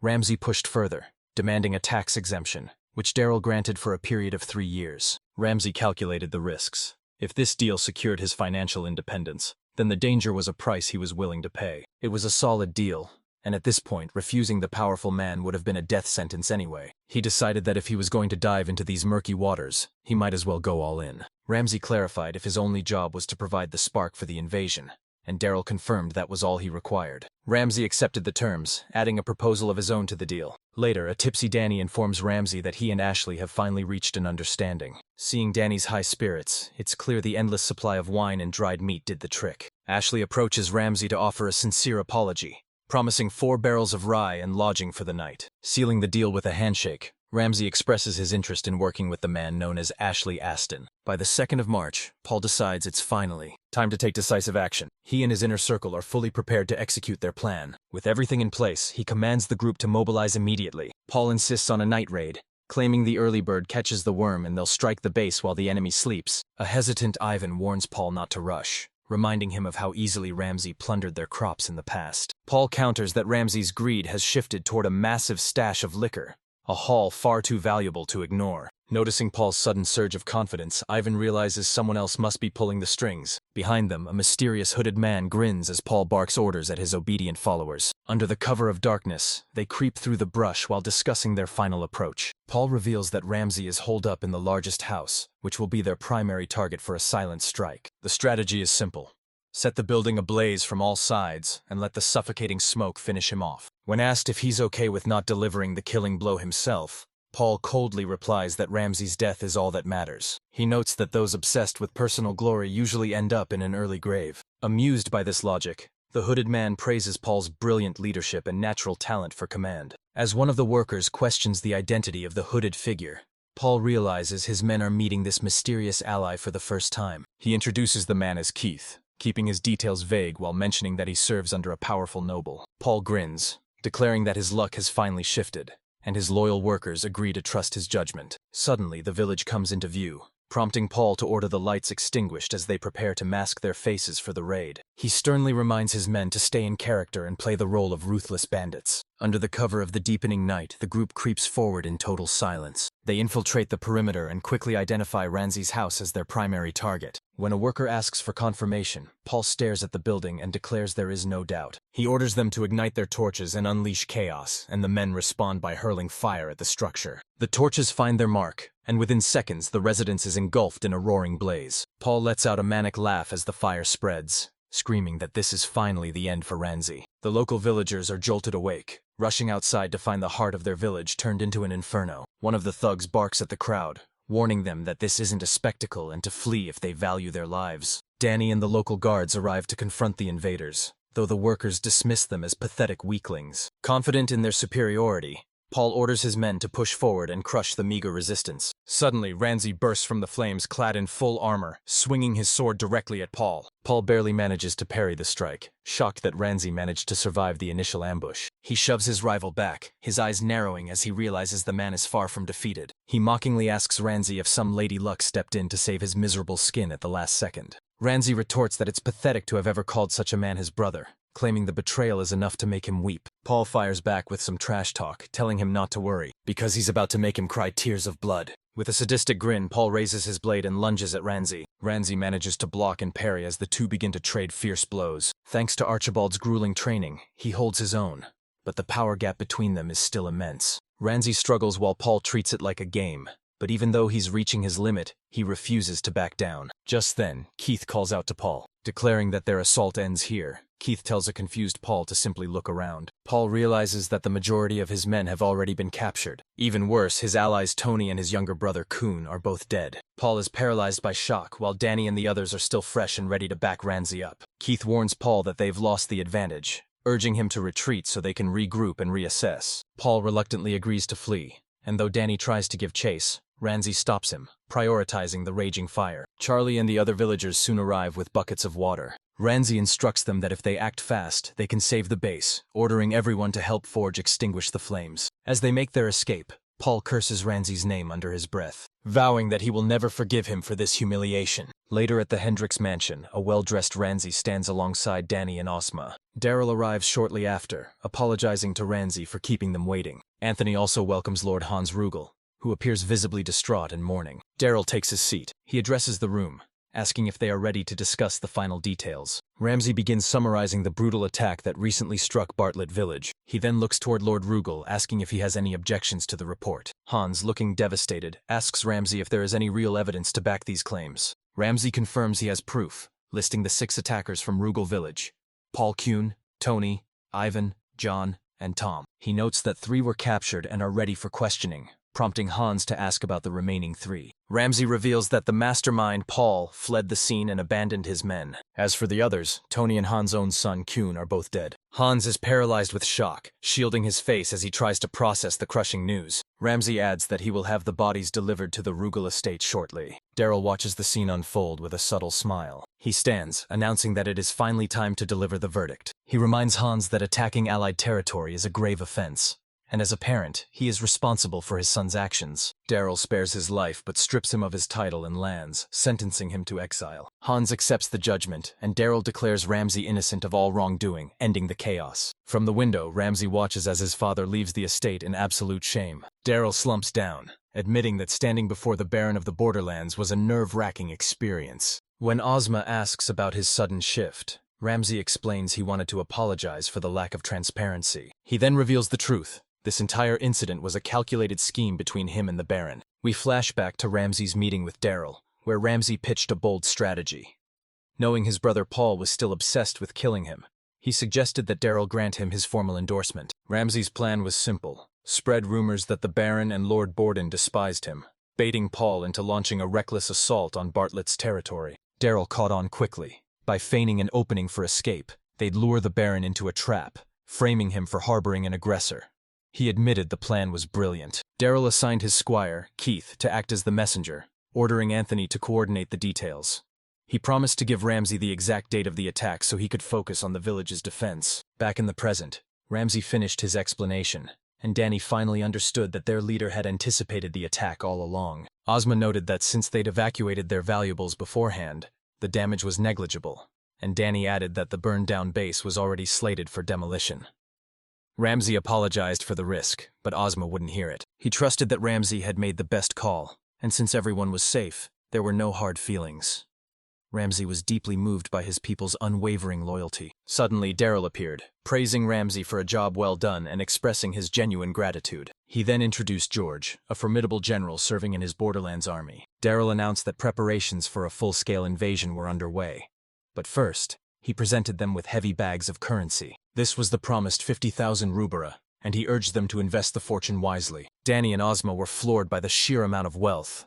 Daryl then mentioned he had just received a new update from Keith. Paul had successfully reached Lord Borden's estate, meaning it was finally time to orchestrate their next move. Ramsay proposed incorporating the Rugal territory into the Bartlett lands as agreed, double-checking if Daryl was still on board with the arrangement. Daryl explained that they needed to give Paul a reason to strike.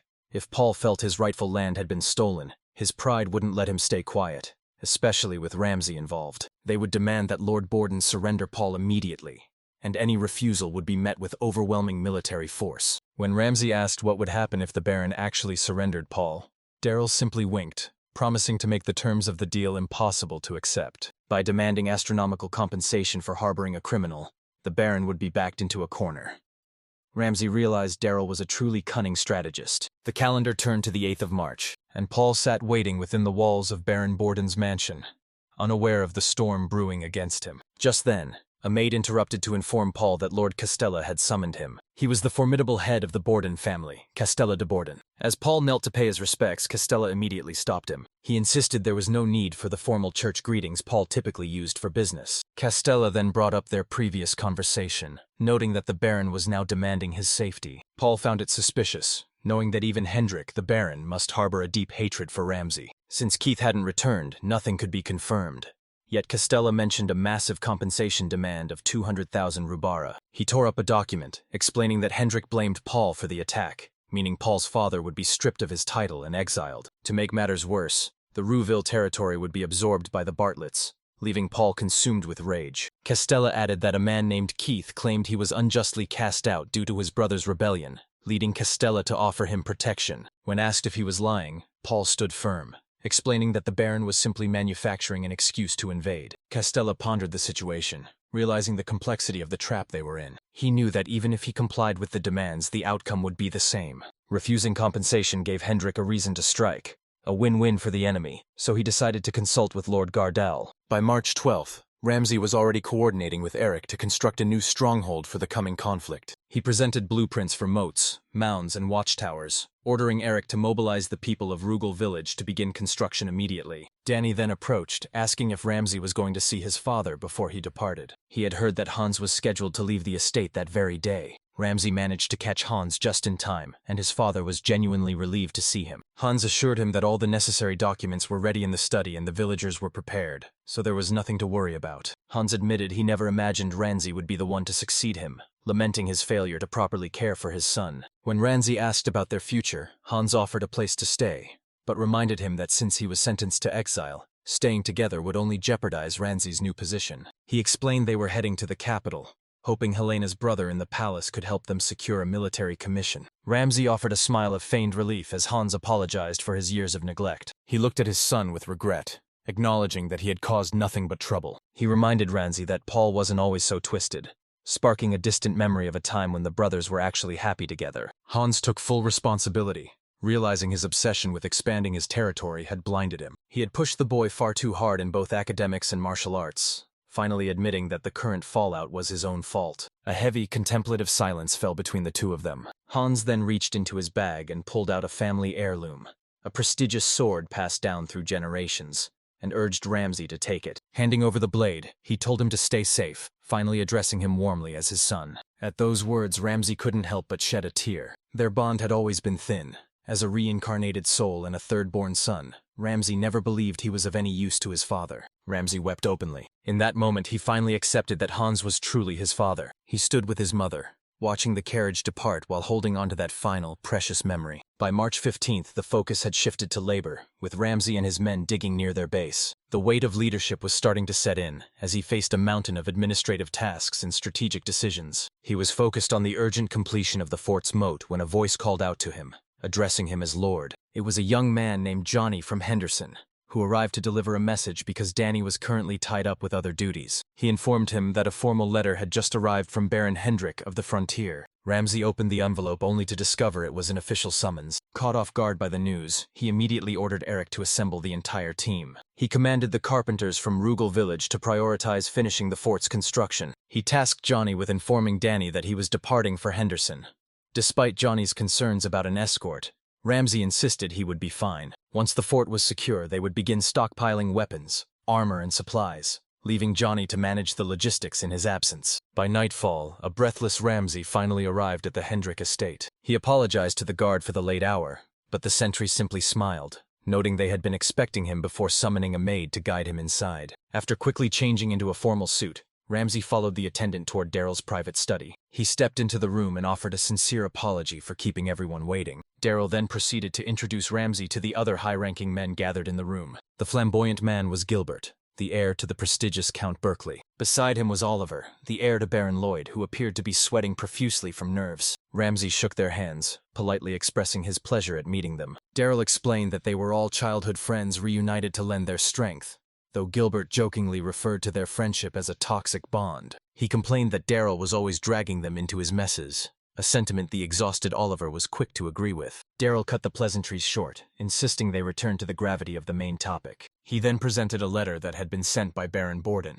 Gilbert picked up the document and began reading the contents aloud for the group. The letter declared that as the firstborn, Paul was the rightful heir to the Rugal territory, demanding Ramsay surrender everything immediately or face a full military invasion. Ramsay declared that this was a formal declaration of war, fueled by nothing but naked greed. He explained that with their ideals clashing, conflict was the only resolution, and Earl Gardel's involvement proved he was officially backing Baron Borden. Oliver pointed out that the Gardels were one of the nation's elite military families, while Gilbert warned they must prepare for heavy losses. However, Darrell countered that the enemy's claim of mobilizing their entire army was a blatant fabrication. Ramsay stayed silent as Darrell explained that while a full-scale assault would destroy Bartlett, leaving the Baron's lands empty would invite a frontier army invasion. Oliver estimated an attack force of 300, which Hendrick confirmed, a number that terrified Ramsay, as it nearly matched their entire civilian population. Gilbert noted that Baron Borden only had 500 troops total, meaning a 300-man deployment would leave his own territory completely exposed. Oliver agreed,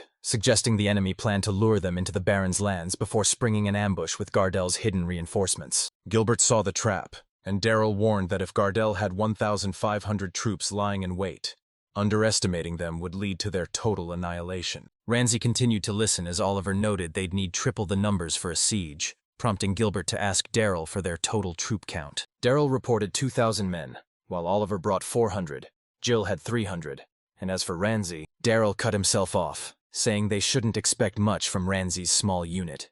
Jill then calculated a total of 2,700 for the upcoming siege. The debate dragged on for over an hour, and Ramsay realized the entire discussion was just going in circles. Though he lacked military expertise, he refused to sit idly by while he was caught in the crossfire of this escalating conflict. He finally spoke up, and the sudden interruption immediately drew everyone's attention. Darrell paused the meeting and asked the young man what was on his mind. Ramsay suggested they return to the basics.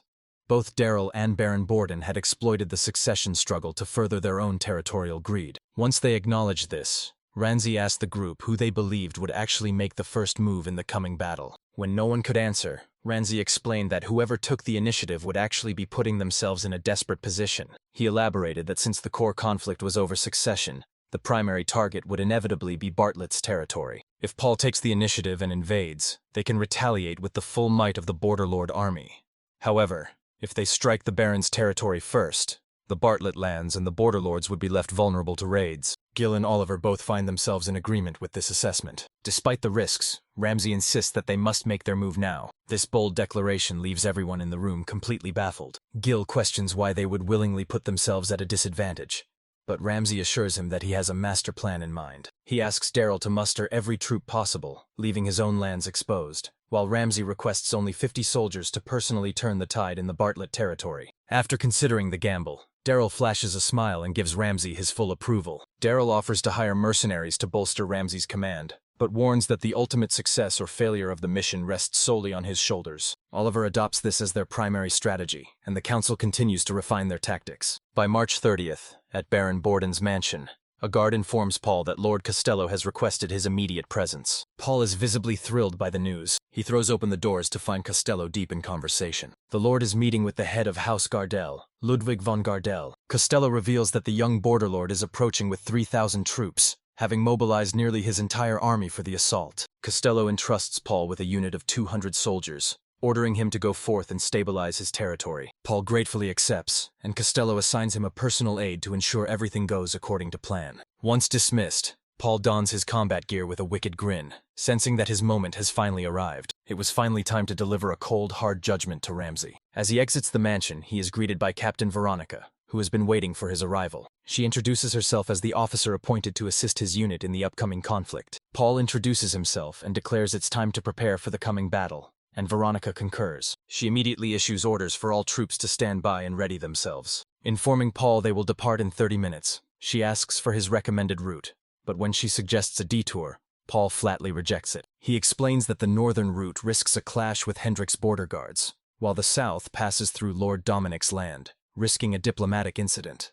To avoid delays and danger, he insists the mountains are their best bet. Veronica privately acknowledges his logic, though she worries the elderly soldiers in her unit will struggle on rugged peaks compared to a flat path. She eventually concedes to Paul's plan, agreeing to the mountain route as long as they stick to the gentler trails. Paul agrees, his mind already racing with anticipation to prove his worth to Ramsay. Meanwhile, back in Bartlett territory, Ramsay has finished his makeshift fortifications, and they are now fully operational. With water sourced from a nearby stream and fire-resistant earthen walls protecting their vast food stores, everything is ready, just as a man approaches Ramsay, calling him chief to report their completion. This man is Hawk, the formidable leader of the Black Eagle's mercenary group. Ramsay thanks him and checks on the coordination with Dany, Hawk assures him things are smooth, planning to bring Dany's unit under the Black Eagle banner. He admits that while integration into the regular army is standard, these regulars are too green and disorganized for him to trust them with his men's lives. Ramsay agrees, noting that relying on seasoned mercenaries is their most reliable strategy for the upcoming fight. However, he warns Hawk not to treat the regular troops as disposable, prompting a laugh from the mercenary who tells Ramsay to save that advice for the enemy. Right on cue, Johnny arrives to report that their arsenal is primed and ready for action.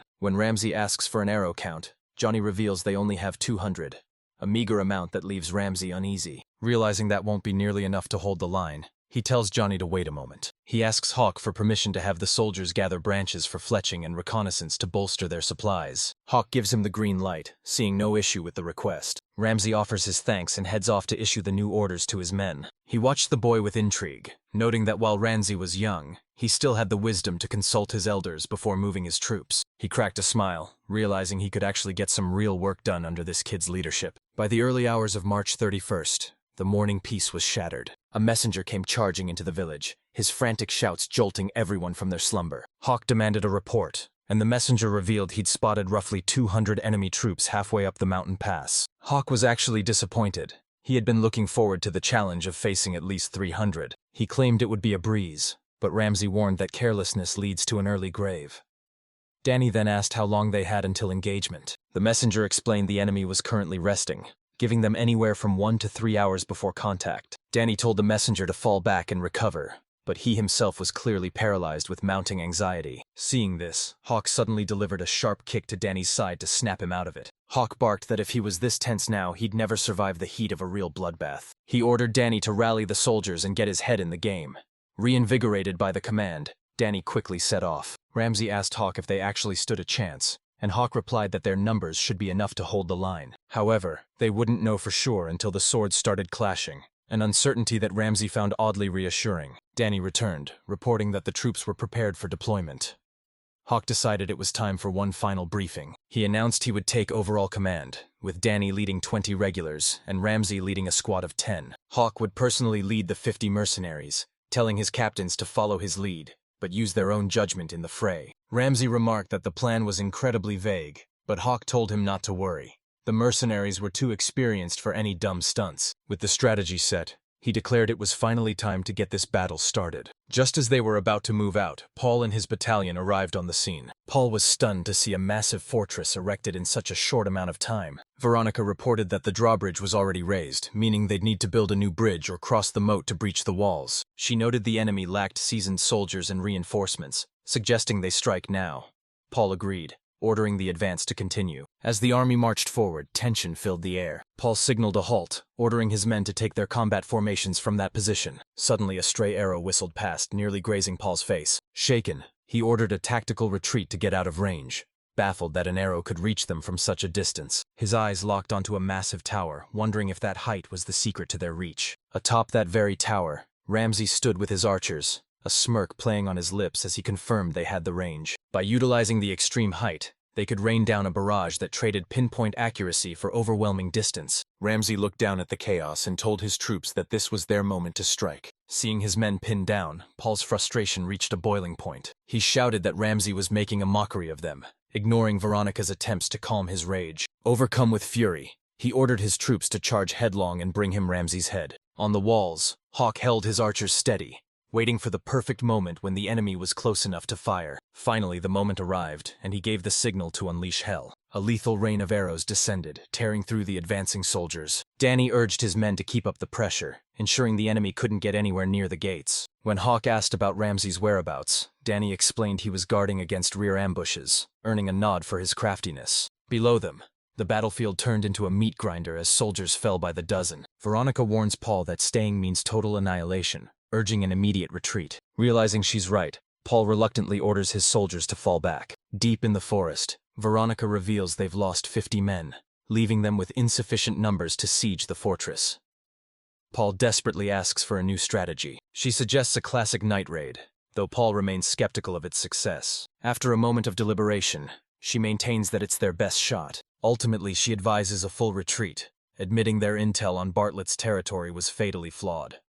Paul briefly considers pillaging the nearby village, but realizes destroying his own future territory would be counterproductive. Exhausted and conflicted, Paul decides he needs at least one night to weigh his options. That very night, Veronica is jolted awake by Hawk and his mercenaries, who mock the soldiers' soft resolve while launching a surprise assault. Veronica frantically commands her troops to stay calm, hold their ground, and maintain formation. Seeing them huddle together, Hawk laughs, knowing they've made themselves easy targets. He orders his men to sow chaos and then vanish. Returning to base, Hawk is greeted by a satisfied Ramsay, who asks for a status report on the enemy camp. Hawk reports that the enemy's morale is shattered, and they're on the verge of collapse. Ramsay then tells his men to rest up for the coming dawn. As they prepare for a morning charge, Dany questions if such a brutal offensive is truly necessary. With a cold, expressionless gaze, Ramsay declares that if they are going to strike, they must strike to kill. While Dany frets over the potential fallout, Hawk remains completely unfazed. Ramsay is determined to settle his blood feud with Paul, confident that his superior resolve will be the deciding factor. Hawk acknowledges Dany's caution, but argues that a decisive strike now will prevent future losses as the enemy prepares to flee. He insists on dealing a final crushing blow. Hawk and Ramsay will lead the pursuit, while Dany stays behind to hold the fort. On the morning of April 2nd, a messenger informs Ramsay that Paul's forces are finally beginning their retreat. Hawk rallies his well-rested soldiers, asking if they're ready to finish this, and they respond with a roar of approval. Hawk informs Dany that he's joining the fray, sensing the Lord's squad is nearby. He suggests they wipe them out before parting ways, and Dany agrees. With their forces assembled, the army begins its steady march forward. Hawk finally catches sight of the enemy, noting that only about 30 soldiers remain. Despite the overwhelming odds, Veronica stands tall, her resolve unshaken as she rallies her remaining troops. Hawk orders Dany and Ramsay to show absolutely no mercy, commanding them to cut down anyone in their path without hesitation. With a roar, he gives the signal to charge, and the battalion surges forward like a tidal wave. The sheer intensity of the assault sends a ripple of fear through Veronica's ranks. Hawk offers a final ultimatum: surrender now and live, or keep your weapons and perish. Panic sets in as many of her soldiers drop their swords and plead for mercy, much to Veronica's absolute horror. Seeing the path clear, Hawk signals Ramsay that it's time to push even further ahead. Ramsay assures him that the rest of his squad will be arriving momentarily to provide backup. Turning back, he sees Veronica still standing defiant, warning anyone who approaches that she'll fight to her very last breath. Recognizing her spirit, Ramsay orders his men to stand down before introducing himself as the enemy commander and acknowledging her reputation. She identifies herself as the captain of Baron Borden's forces and demands a formal parley. Ramsay politely declines a duel, urging her to surrender peacefully so he can personally guarantee her safety. Even then, she refuses to budge.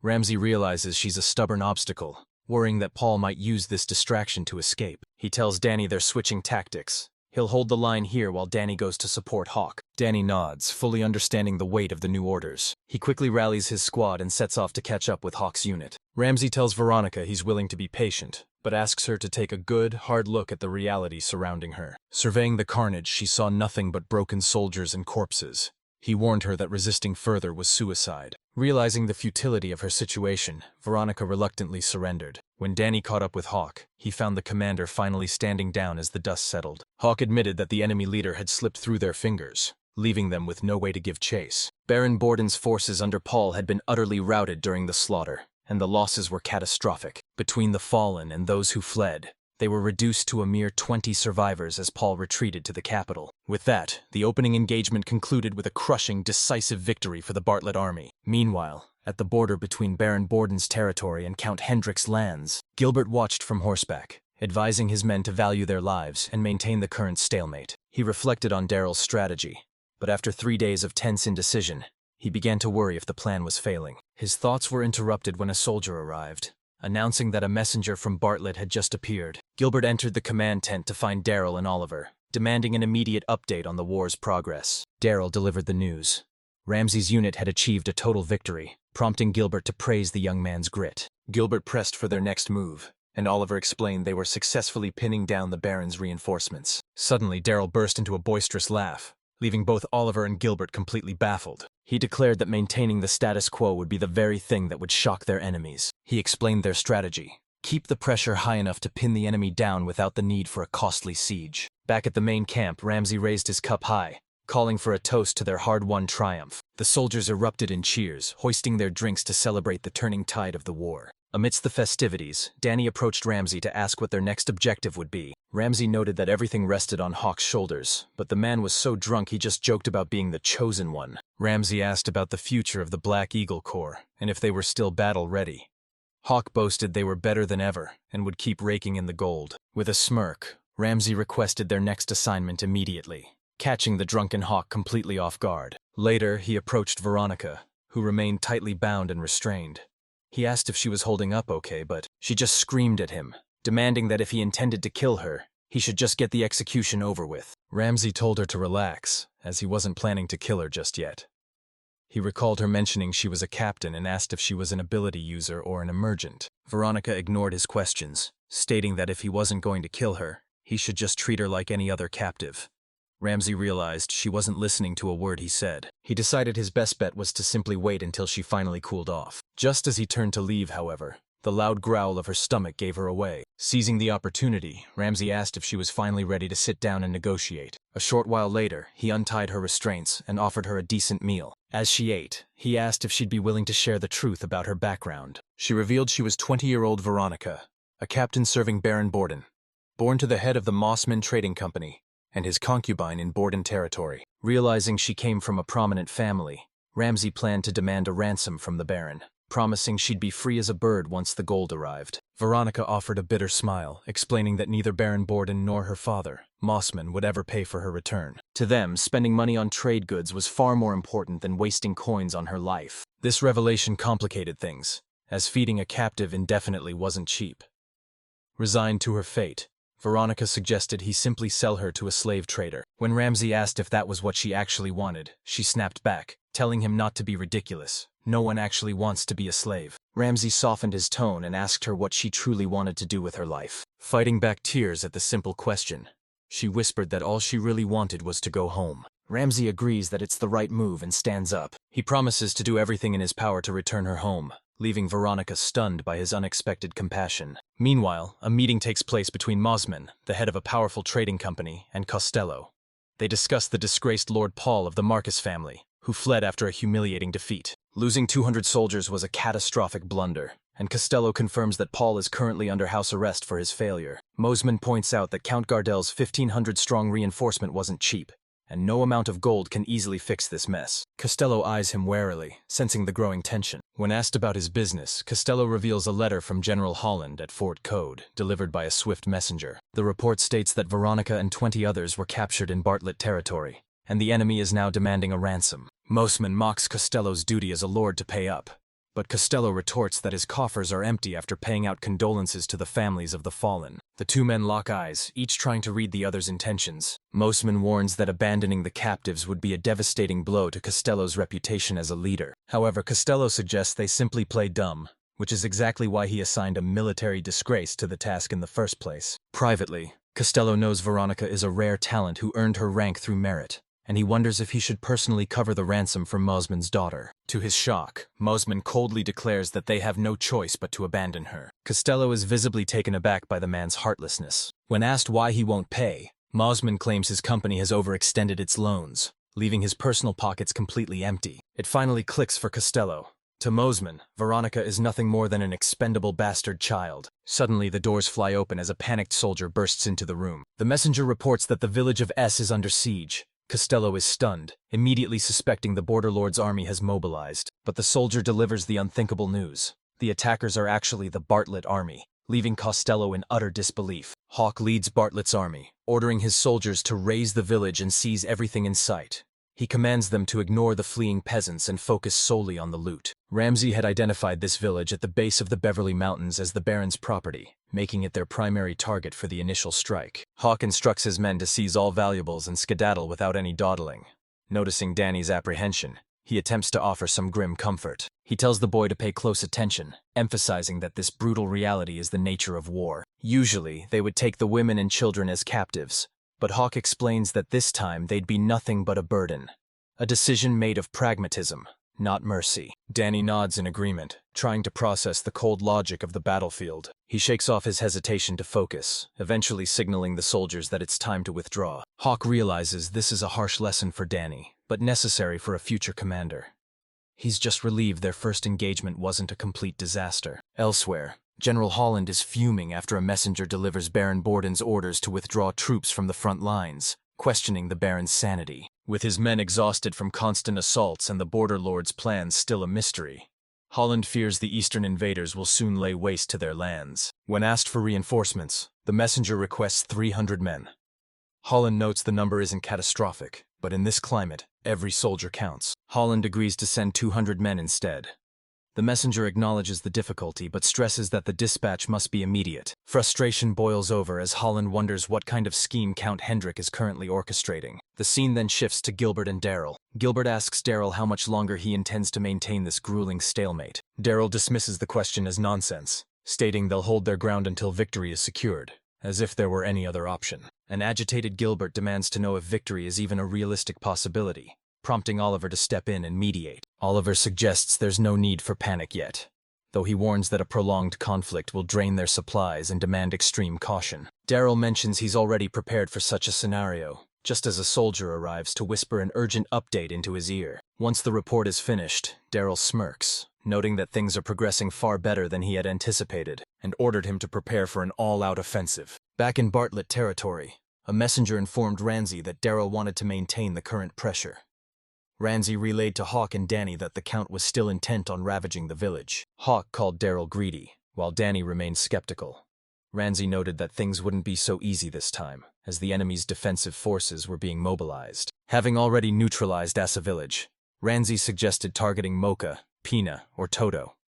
He knew the enemy would be bracing for an attack on these nearby settlements. When Dany questioned how they could possibly crush every target at once, Ramsay proposed a bold deception. A feint toward the capital, Boston. Dany was stunned by the suggestion, but Hawk just laughed, admitting it was a clever idea, though far too risky given the potential for heavy casualties. Instead, Hawk suggested hitting Form, the barony's commercial hub. Dany worried about the danger, but Hawk planned to cause a distraction there before striking Gauze village. Their tactical discussion was suddenly interrupted by Veronica. Confused, the men asked her what was wrong. She snapped at them to discuss their war plans in another room, offended by their lack of privacy.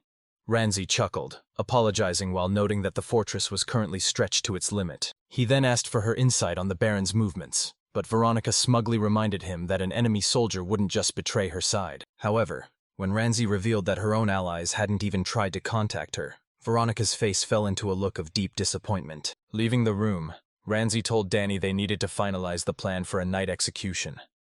Dany worried they were rushing, but Ramsay insisted it was necessary. He believed this single move would finally bring the conflict to an end. The elite Black Raven Brigade launched their diversion, drawing 200 of the Baron's reinforcements away.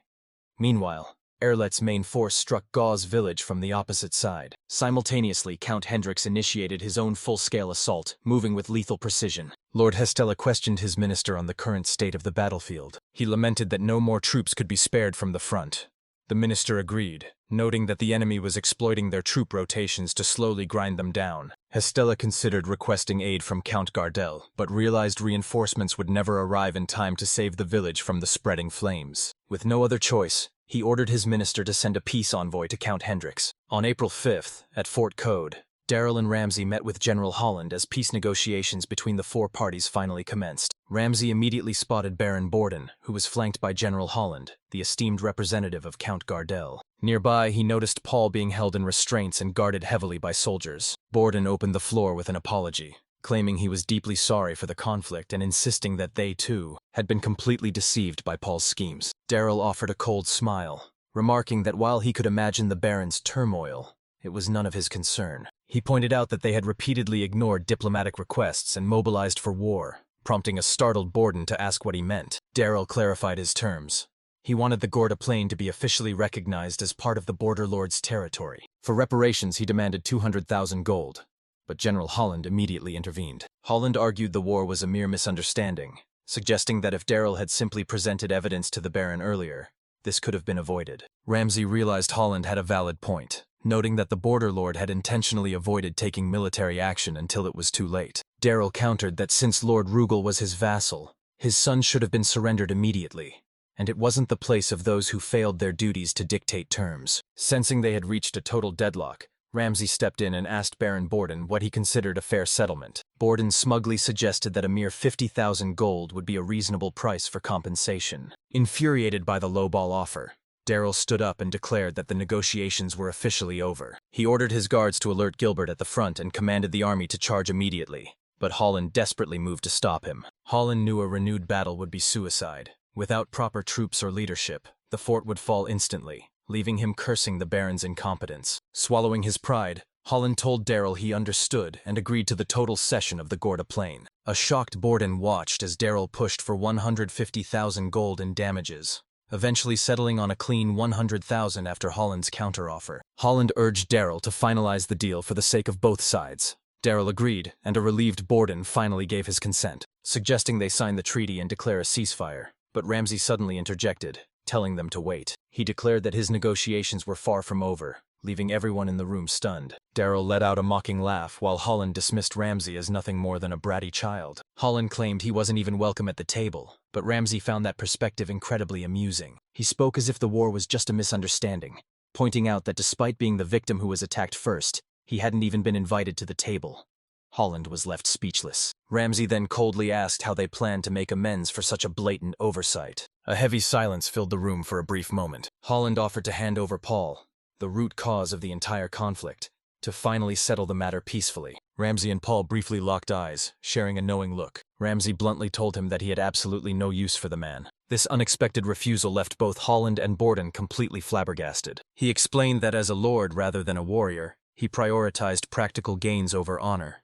Since Paul's capture held no value for his people, he couldn't accept the offer. Borden asked if Paul ravaging their lands wasn't enough, but Ramsay explained those were just mercenaries hired by the border baron, meaning he wouldn't see a single coin from it. Internally, Ramsay knew he was stretching the truth. His dealings with the Black Crow group had been settled long ago, but there was no need to be brutally honest with his enemies. Borden then conceded the Beverly Mountains in their entirety, but when Ramsay pushed for the foothills as well, Borden flatly refused. Ramsay considered this a fair compromise and requested a written agreement absolving him of responsibility for any future landslides, to which Borden agreed. When Ramsay brought up the ransom for Captain Veronica and her subordinates, Borden dismissively told him he could keep the captives for all he cared, shocking Ramsay. Ramsay pressed further, noting that the soldiers wished to go home and questioning if the captain wasn't an invaluable asset to their military. Borden explained that since paying the war reparations all at once was already impossible, there was simply no budget left for ransoms. Ramsay finally realized that neither Veronica's father nor the Merchant Guild would be sending any reinforcements. Holland let out a heavy sigh, suggesting that since they'd reached an understanding, it was time to finalize the ceasefire. Daryl and Borden officially signed the treaty and exchanged a firm handshake to seal the deal. Daryl informed Ramsay he was returning to the front lines, ordering him to lead the troops back home, while Holland was told to simply dispose of Paul. Ramsay cast one last look at his brother, bidding him a silent farewell as Paul bit his lip in bitter defeat. By the end of the day, the only thing remaining on the desolate Gorda Plains was a single abandoned corpse. Upon returning to Bartlett territory, Dany greeted him with a triumphant smile, celebrating their hard-won victory. Ramsay remained silent at first, but when Dany eagerly asked if the war was truly over, he finally gave a nod of confirmation. After Dany rushed off to spread the news, Hawke arrived to inquire about the terms. The Baron had surrendered the Gorda Plains and paid a massive fine, leaving Ramsay with only the Beverly Mountains. Hawke agreed that the terms were fair before handing over a detailed list of the war spoils they had acquired. Scanning the list, Ramsay decided to keep the food, textiles, and ironware, leaving the rest for Hawke, who praised his commander's generosity. Hawke headed off to finalize the distribution, mentioning that a certain lady was already waiting for Ramsay in his private quarters. Entering his room, Ramsay found Veronica waiting for him, her eyes lighting up the moment he walked through the door. However, after reading the look on his face, her excitement faded as she realized her gamble hadn't paid off, though she claimed she'd expected as much. Reclining on the cot, she told him he was free to kill her, sell her off, or simply take her body for his own pleasure. Ramsay looked down at her and asked if she had any interest in joining his side instead, catching her completely off guard. He explained that he couldn't bring himself to sell her, so he wanted her to serve him as a loyal vassal. Veronica initially refused, unable to stomach the idea of saving herself while her subordinates were sold into slavery. Ramsay smirked and gave her an ultimatum: refuse and everyone gets sold. Serve him, and he would grant her subordinates their freedom. Overwhelmed by the offer, Veronica looked at him with a whirlwind of conflicting emotions. She bowed low before him, introducing herself as Veronica, and swearing her eternal loyalty to the House of Bartlett. Ramsay drew his sword and touched her shoulder to formalize the appointment. Another useless outcast had found a home in his ranks. Nearby, the rest of the men were celebrating their hard-won victory with a massive party. Ramsay watched from a distance, observing his people finally enjoying a moment of hard-earned peace. Eric invited him to join the festivities, but Ramsay politely declined, promising he'd catch up with them later. It had been several days since the tense peace negotiations at the Gota Plains. The crisis had passed, and the territory was in full festival mode. Thanks to Paul's abysmal reputation, the merger was proceeding seamlessly. Willie and Kathy arrived with barrels of ale, announcing it was a special treat from the Lord for everyone to enjoy. As the crowd lined up, Ramsay felt a surge of pride, knowing their victory had successfully protected these smiles. However, his hand was still trembling, a lingering reminder that this had been his very first taste of true battle. The reality of war was far more terrifying than he had imagined, but he knew he had to keep moving forward to protect his home. This was his duty as Lord. His somber reflection was soon interrupted, however, by a clearly intoxicated Johnny. Johnny thanked him profusely for the alcohol, but Ramsay insisted the success was due to everyone's collective efforts. Ramsay encouraged him to enjoy the night but declined a drink for himself, citing the mountain of paperwork waiting on his desk. Returning to his office, he reviewed the tasks: inspecting new lands, organizing logging crews, securing food supplies, and training the next generation of soldiers. Just then, Dany walked in, surprised to see the Lord still buried in work during such a grand celebration. Dany offered him a drink, insisting that he shouldn't spend a victory celebration working himself to the bone. Finally relenting, Ramsay accepted the glass and began to relax. Dany sighed with relief, truly grateful that they had all made it through the conflict in one piece. Ramsay nodded in quiet agreement, finally letting the weight of the war slip away. Ramsay admitted they truly had, acknowledging the immense debt he owed to Dany. Dany told him to drop the formalities, noting how far they'd come. As they watched the happy citizens below, Dany admitted the path was grueling, but the victory made it worth the struggle. Ramsay nodded in agreement as Dany took his leave, reminding his friend to stop by later that evening. Watching him go, Ramsay felt a swell of gratitude that Dany had come to check on him personally. Looking out the window, he saw two children waving and singing. In that moment, he vowed to do his absolute best to protect this peaceful view for the future. By April 21st, Ramsay was ready to head out, checking in with Veronica to see if she was prepared. She confirmed 6 barrels of cash were loaded, and the escort was ready. She then asked if their only destination today was the Hendrick's estate. Ramsay shook his head, stating that they needed to pay their respects to Daryl first. Shortly after, Ramsay arrived at the prestigious Hendrick's mansion. He was immediately greeted by Daryl himself. Ramsay offered his congratulations on their hard-won victory. Daryl credited their success entirely to Ramsay's efforts, though Ramsay humbly brushed off the praise. He informed Daryl that he had to move on to other pressing matters for the time being. As he turned to leave, Daryl called out, insisting he return later that night, leaving Ramsay quite puzzled by the sudden invitation. He reunited with Veronica outside, where she was waiting to depart. Noticing the crowd of nobles and merchants swarming the estate to curry favor after the war, Ramsay asked Veronica if she knew why Daryl wanted him back so soon. She remained cryptic, claiming she couldn't say. Their next stop was the Collins Trading Company, where Ashley gave them a somewhat informal greeting. Ramsay teased him for being rude, prompting an apology from Ashley, who wondered what brought the Lord by today. Ramsay revealed a bottle of wine produced in his own territory, hoping to get a professional opinion. Ashley took a cautious sip to test the quality. He asked Ramsay what he expected it to sell for. Ramsay guessed 3 to 5 rubella, but Ashley appraised it at 3. Offering a buying price of 1 rubella per cup. Seeing the large barrels Ramsay brought, Ashley noted that with a bit of coloring, they could easily fetch 2,000 per barrel. Ramsay decided against cashing out this time, opting instead for a loom and some livestock. Ashley agreed, noting the prices: 3,000 rubella for the loom, 4,000 for goats, and 3,000 for chickens. Ramsay proposed trading a pair of chickens and the loom for 4 barrels of wine, though he secretly worried that asking for a 1,000 rubella discount was pushing his luck. To his surprise, Ashley asked about the remaining 2 barrels, offering a loom, a rooster, and 2 hens in exchange for all 6, a deal that caught Ramsay completely off guard. Ramsay acknowledged that the trade was more than fair, but he couldn't help but wonder why the merchant was being so generous. Ashley admitted that the current quarter's sales figures were looking grim, and he needed to move inventory quickly. Relieved, Ramsay finalized the deal, and a grateful Ashley hurried off to make the necessary arrangements for the delivery. Suddenly, Veronica leaned in and whispered directly into Ramsay's ear, nearly giving him a heart attack. He scolded her for the sneak attack, Prompting a quick apology, she questioned the deal, suggesting that with a bit more pressure, they could have secured even better terms from the merchant. Ramsay explained that while she might be right, building a rapport with the Collins Trading Company was a vital long-term investment.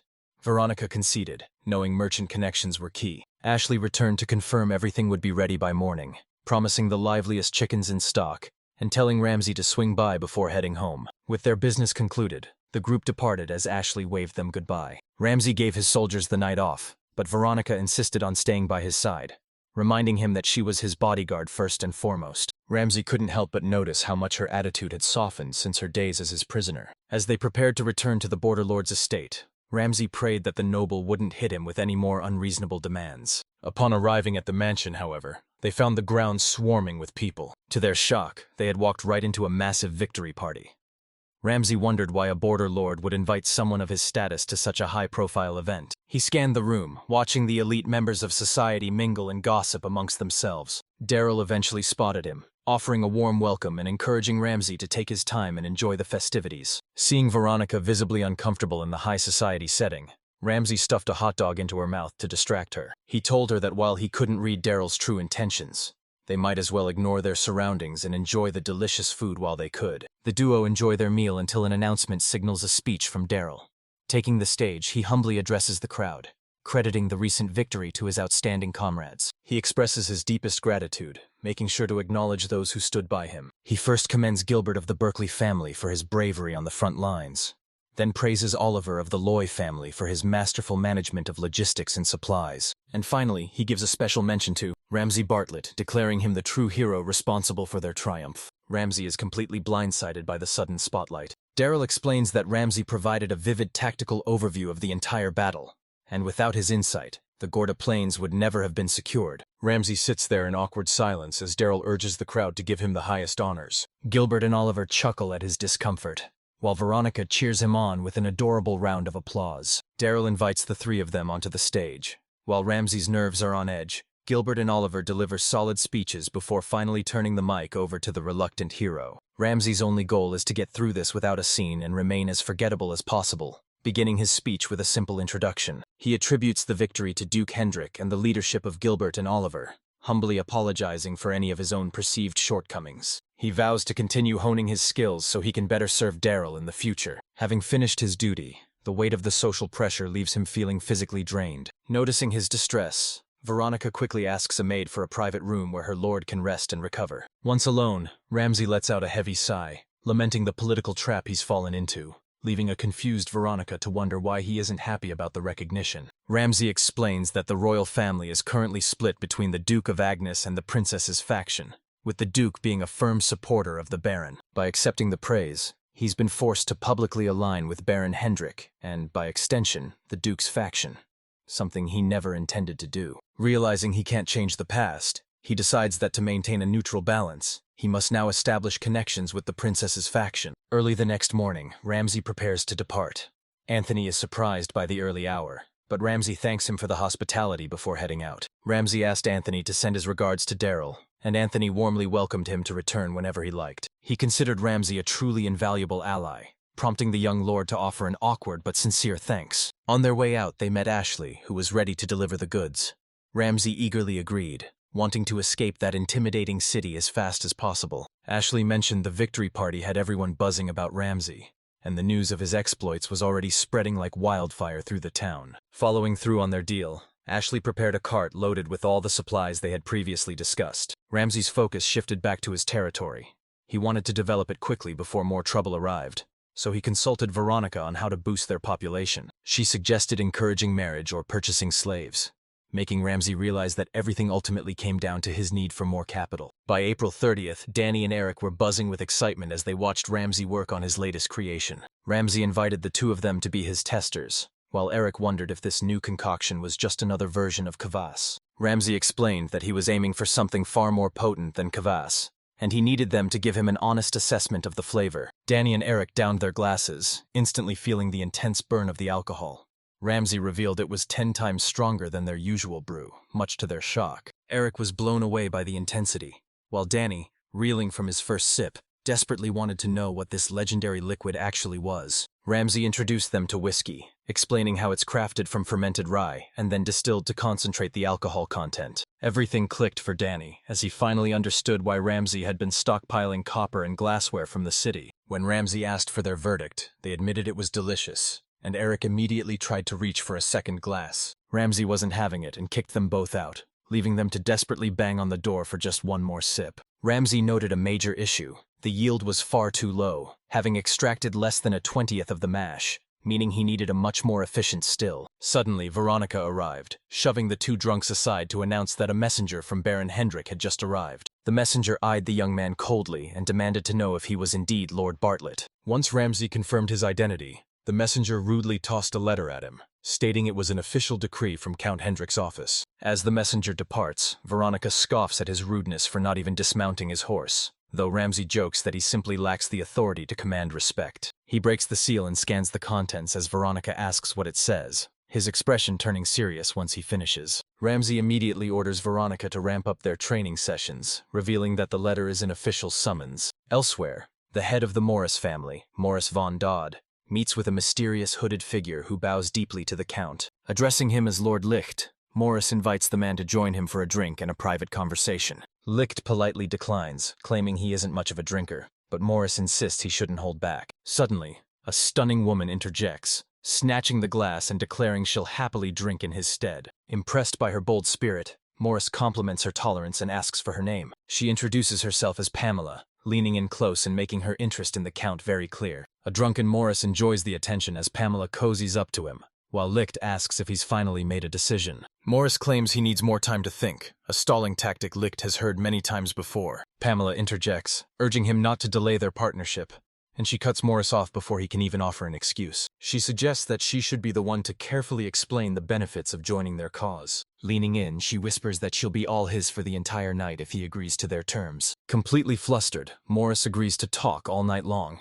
and as Pamela and Licht depart, she promises to see the Count later. Once they are alone, Licht apologizes to Pamela for forcing her to handle such a repulsive task. Pamela brushes it off as being the right person for the job, noting that the foolish Count is already halfway under her spell. Licht nods, deciding it's time to return and report their progress. It was official. Count Morris of the Maddo Kingdom had defected to the Pandora Empire. Meanwhile, the scene shifts back to Ramsay as he rushes toward Daryl's residence. Daryl's letter to Ramsay revealed that Duke Ignis, concerned for the state, had decided to crush the traitor Morris for conspiring with the Pandora Empire. He also extended an invitation for Ramsay to join the war effort as a commander. Daryl promised their victories would be shared, and shortly after, Ramsay arrived at the mansion to meet him. Daryl admitted he hadn't expected a visit so soon, while Ramsay confessed he never anticipated receiving such a sudden summons. Daryl laughed at the surprise, revealing a cunning side that Ramsay noted was an honor to witness. Realizing this scheme had been in motion since the party, Ramsay asked when the deployment was scheduled to begin.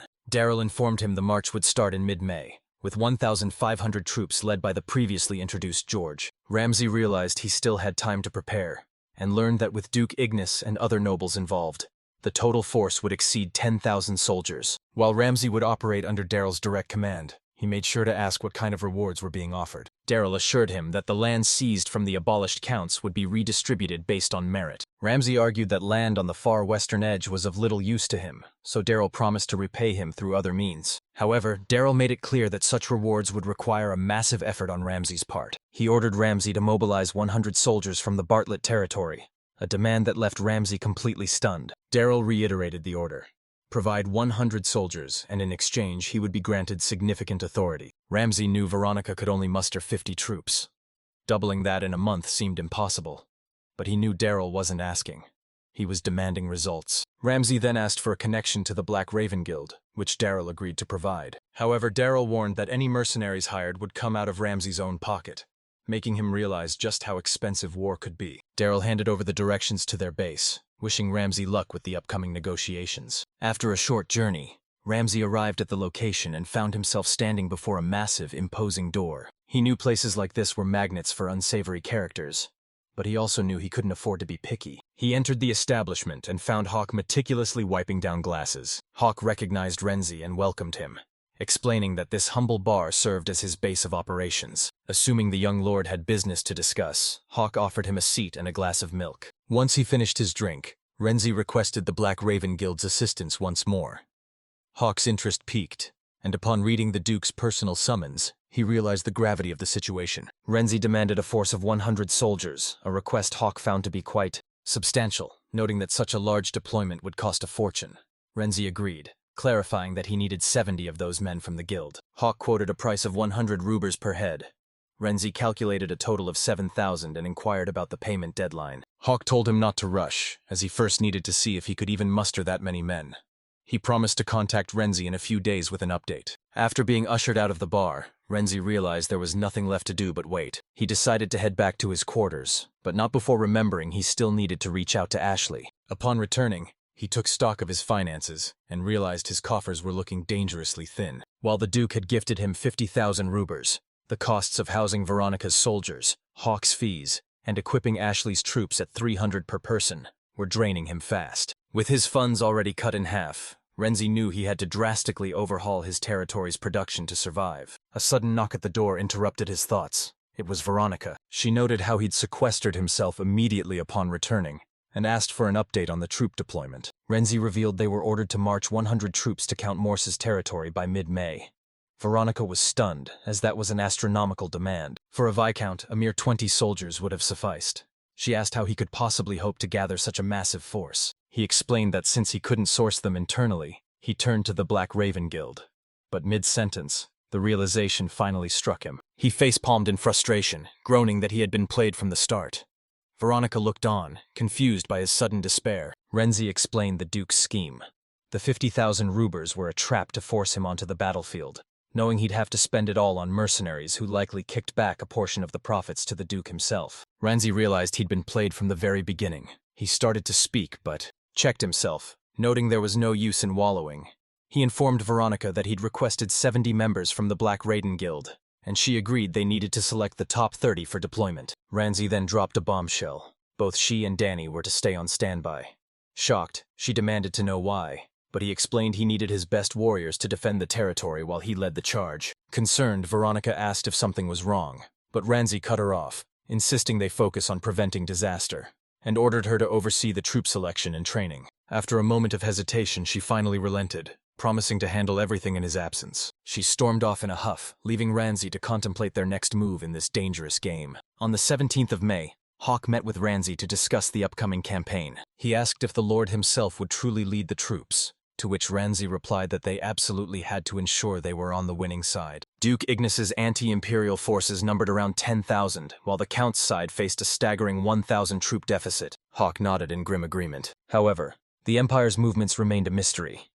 They wondered if Count Morris would receive reinforcements, or if support was already converging on their position. Ramsay remained uncertain until Daryl approached, thanking him for his timely arrival and expressing his deep appreciation. Ramsay and Hawk bowed respectfully as Daryl informed them that his Hendrick border army had begun their westward march 2 days prior. Vowing to crush the traitors, Ramsay rose to his feet with newfound determination. He then gave the order for the Bartlett troop to finally set out for war. As the army marched forward, Hawk noted that their first priority was to rendezvous with General George. If they stayed on this path, they'd soon reach the Count's territory. Hawk asked if Ramsay had a horse ready, but Ramsay admitted he was broke thanks to some clever scheming, prompting a laugh from Hawk. Brushing the joke aside, Ramsay asked for the smartest tactical move, suggesting that the safest and most profitable option was, before Hawk cut him off. Hawk finished his sentence, stating that the most profitable move was simply looting the surrounding towns and villages. Anticipating the brutal nature of the coming conflict, Ramsay explained that's why he left Dany and Veronica behind. Dany was still physically and mentally drained from the horrors of the last battle. Hawk agreed with the strategy but questioned the execution, fearing a reckless assault would tarnish his reputation. Ramsay noted that while he didn't know every noble involved, their immense pride would prevent them from playing such a humiliating role. He suggested that if they claimed they were coerced into their actions, they might be able to shift the narrative in their favor. Hawk agreed, noting that while victory was certain, the other lords would be desperate for glory. He patted Ramsay's back, urging him to strike first and strike hard. Ramsay argued that despite serving the border duke, they needed the authority of an independent force, even if it meant strong-arming the general. Suddenly, a brilliant plan struck him, and he asked Hawk if he had a tactical map on hand. Hawk handed it over, suspiciously asking if Ramsay was plotting something devious. Ramsay confirmed his intentions, declaring they should abandon the plan to merge with the border duke's main army. Hawk questioned if defying the duke's direct orders was wise, but Ramsay insisted they'd been manipulated long enough. It was time for payback. Meanwhile, at the front lines, the general of the Hendrick's army was fuming, demanding to know the Bartlett army's whereabouts. He and his fellow viscounts were growing impatient, waiting for the reinforcements to arrive. One viscount wondered if summoning them was a mistake, while another doubted if the new frontier count could even muster a proper force. A third noble recalled the praise they received at the victory party, wondering if the Bartletts had already become overconfident. Suddenly, a messenger burst into the tent, announcing that a dispatch had arrived from Lord Ramsay himself. The general looked up and noted that the messenger arrived sporting the Bartlett crest, clearly well equipped for the task at hand. He demanded to know Ramsay's location since their rendezvous was delayed, prompting the messenger to drop to one knee. With a solemn expression, the messenger delivered his urgent report. He claimed that his lord was currently under a surprise attack by the forces of Count Morris. The general was stunned, and the surrounding viscounts panicked, realizing their guaranteed victory was now in jeopardy. The general demands order, commanding the messenger to deliver a full report on the situation immediately. The messenger explains that while marching from the frontier count's territory, they were ambushed by volunteers from the neighboring villages just as they neared the domain. He claims his lord is currently counterattacking to seize those villages, while the general plans to advance and rendezvous once the skirmish ends. However, the messenger adds a shocking detail. His lord intends to conquer the northern village and the entire city of Fort. This stuns the general and the viscounts, who argue that taking a major hub like Fort, with its massive population, is an impossible feat for Ramsay's meager forces. The general agrees, realizing their current strength isn't enough for such a task, and orders the messenger to tell his lord to stick to the villages and regroup early. The messenger counters that his lord now leads 100 troops with independent authority from the frontier count, boasting that they'll easily crush the traitor Morris. The viscounts are floored. While they only command 20 to 50 men, they can't fathom how a minor noble like Ramsay secured 100 soldiers. The general realizes this is no empty boast since it's backed by Lord Darrell's endorsement, leaving him with no choice but to acknowledge the plan. He tells the messenger he expects great results, prompting a confident laugh from the man as he departs. A skeptical viscount asks if they're really letting Ramsay go rogue, but the general scoffs, claiming the outcome of the war remains unchanged regardless. He orders everyone to prepare for the march to join Duke Ignis's main force immediately. Meanwhile, the scene shifts to the hideout of Pamela and Morris. Morris is currently cowering under a blanket, ignoring Pamela's reminders that the sun is already high in the sky. He's paralyzed with fear, trembling at the thought of the massive enemy army closing in on them. Pamela tries to soothe him, insisting that the Count's elite subordinates are more than capable of protecting them. She lifts his spirits by mentioning the Empire's reinforcements, finally coaxing a smile out of the cowardly noble. Seeing him relax, Pamela suggests they spend a little more quality time together to take his mind off the war. As the two get intimate, the perspective shifts to the guards stationed outside the room.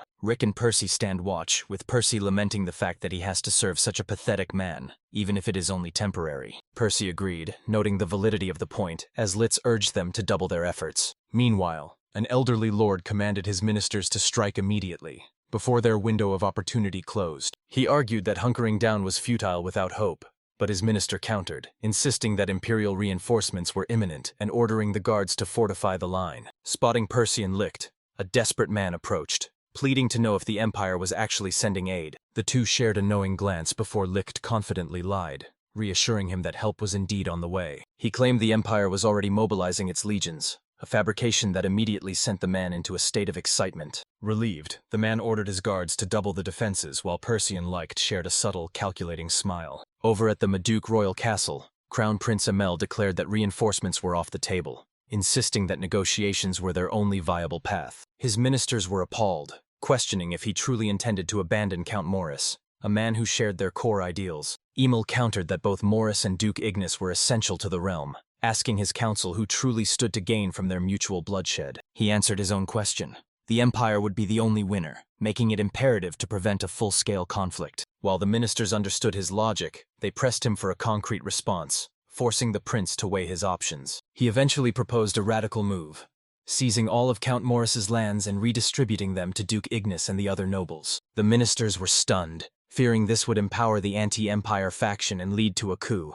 They argued that they must either crush Ignis entirely or use the Empire's might to set a brutal example. Emil observed the chaos of the room, realizing just how deep the political rot truly went. Inwardly, he felt no desire for the throne, wishing only for a quiet, happy life with his wife and children. Though new political fires were erupting, he knew this meeting would yield no real decisions, as every official was only interested in their own self-preservation. The scene then shifts to Ramsay and Hawke, who are currently lying in wait within the thick brush. Ramsay inquired about the village's size, and Hawk confirmed it was a small settlement that would be easily overwhelmed by their forces. Hawk praised Ramsay for his cunning, noting how he'd perfectly framed the villagers as the aggressors to create an excuse for their plunder. Ramsay argued that joining the main force wouldn't yield much glory, and frankly they weren't expected to contribute much anyway, making it far more profitable to move independently. He insisted they stick to the plan, and Hawk assured him that he could be counted on to deliver. Chaos soon spread through the village as Hawk's men began their sweep. Hawk ordered his soldiers to strip the village of its supplies while telling the terrified villagers to gather in the square,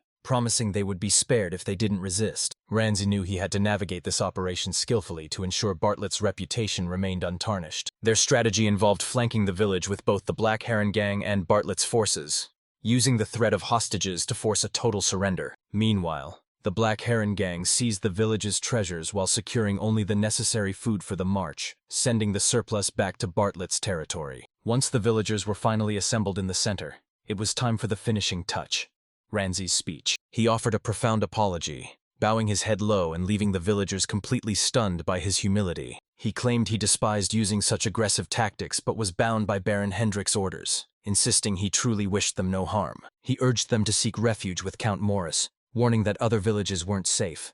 Convinced the Baron was the true villain, the villagers agreed to flee. Watching the display, Hawk couldn't help but mockingly call Rans a master actor. He then asked what the next move was after Rose Village, and if Rans actually intended to march on the fort. As Ramsay contemplated their next move, Hawk noted that he wouldn't interfere with the strategy, leaving the tactical decisions entirely to him. The date was now the 21st of May. In the western reaches of the Madoot Kingdom, an anti-imperial coalition of 10,000 troops had gathered within Count Morris's territory. Leading the charge at the very forefront of the army was Prince Agnes himself. He addressed the assembled viscounts and counts, expressing his sincere gratitude for their presence and loyalty. He declared that Count Morris was in league with the Empire, and despite being given multiple chances to clear his name, he had instead chosen to bolster his military. He proclaimed that to save their nation from internal strife and external threats, they had to unite and strike down Count Morris here and now. A man named Rosie stepped forward, suggesting they convene the military council immediately. He reported that the enemy numbered roughly 2,000 and were already fortifying their positions. Realizing Morris was likely waiting for imperial reinforcements, they needed to strike fast. A count asked if an all-out assault was the answer. Rosie disagreed, noting that an all-out attack would be too costly with the Empire looming. Another noble pressed for an alternative. Before Rosie could respond, a soldier interrupted, announcing a messenger who requested an audience with General George. While George hesitated to disrupt such a vital meeting, Rosie insisted they hear the man out, sensing the urgency. The messenger entered, and George recognized him as one of Bartlett's men. He demanded to know his business. The man delivered a report from Lord Ramsay. They had raided the villages, but the inhabitants had all fled to Maurizia Castle. George was stunned. In the chaos of war, he couldn't believe they'd let so many people slip through their fingers. He argued that driving villagers into the castle only bolstered the enemy's strength, but the messenger cited a lack of supplies as the reason. George snapped that they should have simply been eliminated. However, the messenger claimed his lord saw this as a tactical advantage. A skeptical Rosie questioned if Ramsay truly said that, and the messenger confirmed the plan was to keep herding villagers toward the castle. Rosie dismissed the man, but not before asking for the full name of the lord behind this strange strategy. The messenger proudly identified him as Ramsay Bartlett, a viscount serving under Baron Darrell von Hendricks. Agnes thanked the messenger for his service and ordered him to withdraw. Rosie pondered the logic. Why spare the villagers only to crowd them into the enemy's stronghold? He realized it was a setup for a siege.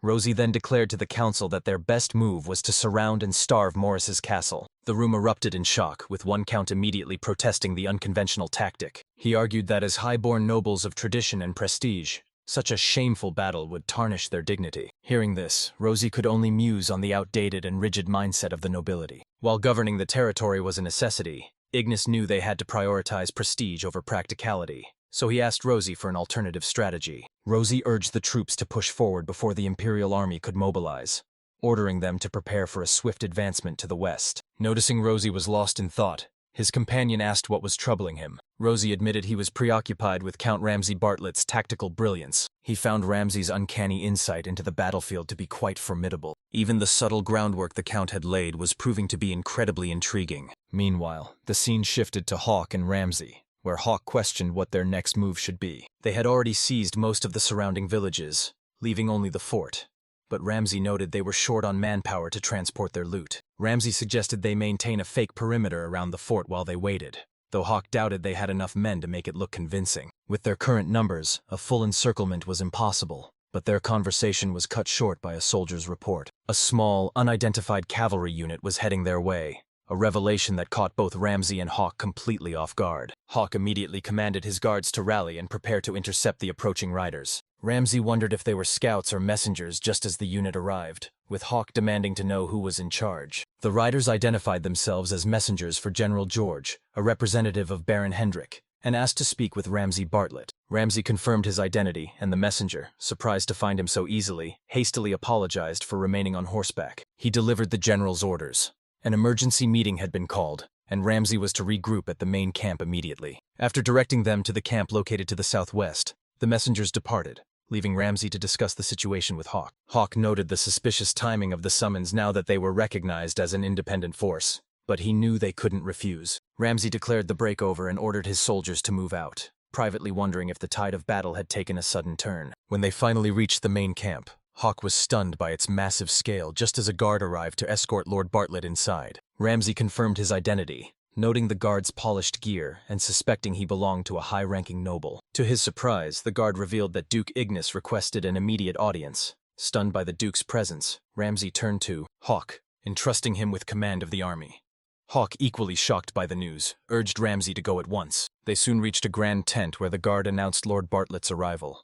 After a brief apology for the intrusion, Ramsay was ushered inside. Overwhelmed by the Duke's sheer aura, Ramsay immediately dropped to one knee, introducing himself and explaining that he had rushed over the moment he was summoned. Ignis told him to ease up, noting there was no need for such rigid formality. He explained that his aide, Rosie, was actually the one who needed to speak with him. Rosie then introduced himself as the Duke's right hand. Rosie assured Ramsay he only had a few questions, promising that Duke Ignis was a patient man who wouldn't be bothered by the details. He first questioned why Ramsay's forces had targeted the local villages. Ramsay explained it was a calculated move to cripple the enemy's foundation. Rosie acknowledged the tactic but asked why the villagers were allowed to flee. Ramsay replied that since they were all subjects of the same kingdom, slaughtering them felt unnecessarily cruel. When asked why he didn't just take them as slaves for profit, Ramsay admitted he lacked the resources to transport captives, making mercy the more practical choice. Rosie moved on, noting that despite the plan, the situation had unfortunately devolved into a prolonged siege. When Ramsay questioned his intent, Rosie called him disingenuous, pointing out that Ramsay had driven the villagers toward Marissa Castle specifically to drain their food supplies. With a smirk, Rosie asked for his input on tomorrow's assault. Ramsay suggested that given their overwhelming numbers, an all-out offensive was the obvious choice. However, Rosie disagreed, stating he wanted to secure a total victory while keeping their own casualties to an absolute minimum. Ramsay secretly noted the irony, considering his own troops hadn't even received proper military training. Ramsay then offered another tactical suggestion as an alternative. After their discussion concluded, Ramsay took his leave.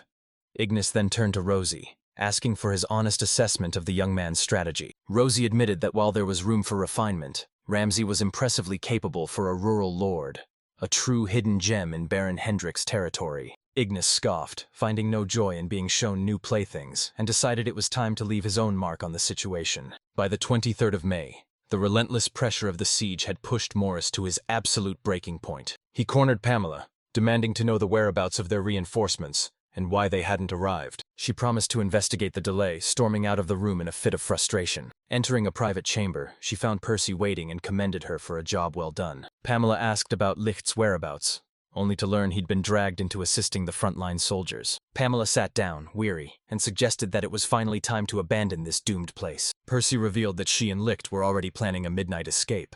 Taken aback, Pamela complained she was kept in the dark, but Percy bluntly replied she simply hadn't told her yet. She then told Pamela to simply do her best to keep up when the time came. An irritated Pamela insisted they first gather the jewels they had extorted from the Count before fleeing. Just then Licht entered the room. A look of deep concern and trouble etched across his face. Pamela expressed her relief at seeing him safe despite the chaos outside. Percy immediately noticed his grim expression and asked what was bothering him. He admitted that something about the entire enemy assault felt incredibly off to him. He explained that despite nightfall approaching, the forest army showed no sign of retreating. Yet they continued to charge the gates without using a single arrow. Pamela argued that breaking the gates directly was faster, and with their superior numbers, focusing on the main entrance was the logical choice. Licht agreed that while their numbers were overwhelming, The gates remained suspiciously intact. It was as if the enemy had no intention of actually seizing the castle. Percy suggested the enemy was being cautious of Imperial reinforcements, but Licht remained skeptical, questioning if that was truly their motive. Pamela snapped that she couldn't care less about the enemy's strategy, and demanded Licht find a way out of the city. Licht noted they were completely surrounded, meaning their only hope was to blend in with the refugees.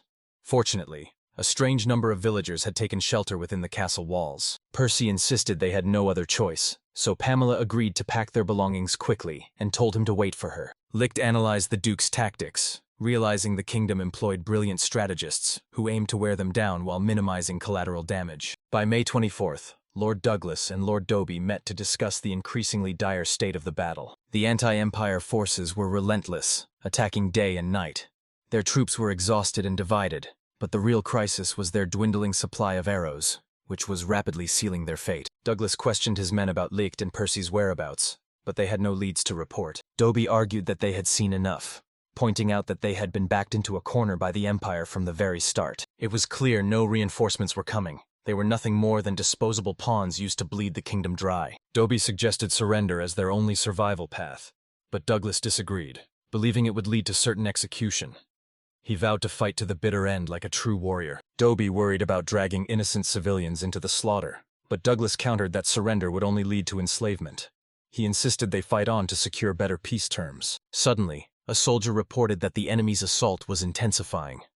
Realizing a leader was needed on the front lines, Douglas stepped up and headed into the fray. Watching him go, Dobie mused that a general's greatest duty was knowing the exact moment to withdraw. He entered the room to find Morris shivering under a blanket, paralyzed by fear and refusing to come out. Dobie urged him to surrender, explaining that without Imperial aid, victory was impossible. However, Morris refused, frantically asking where Pamela was. Losing his patience, Dobie grabbed Morris and delivered a sharp slap to his face. He barked at him to snap out of it, reminding him that they were in the heat of a brutal war. He revealed that Pamela was gone, and the Empire had betrayed them. The weight of the deception hit Morris hard, leaving him hollowed out by despair. Elsewhere, Ignis checked in with Rosie. She reported that while it had only been 2 days, the enemy's exhaustion was evident, and the castle would likely fall within a few more days, meaning Ramsay's plan was working. A flashback revealed the conversation between Rosie and Ramsay, where Ramsay proposed rotating the army in 3 distinct shifts. He explained that by dividing the forces into 3 units, they could maintain a relentless 24-hour assault, while allowing soldiers to rest and minimizing casualties. Furthermore, they were deliberately attacking without using arrows.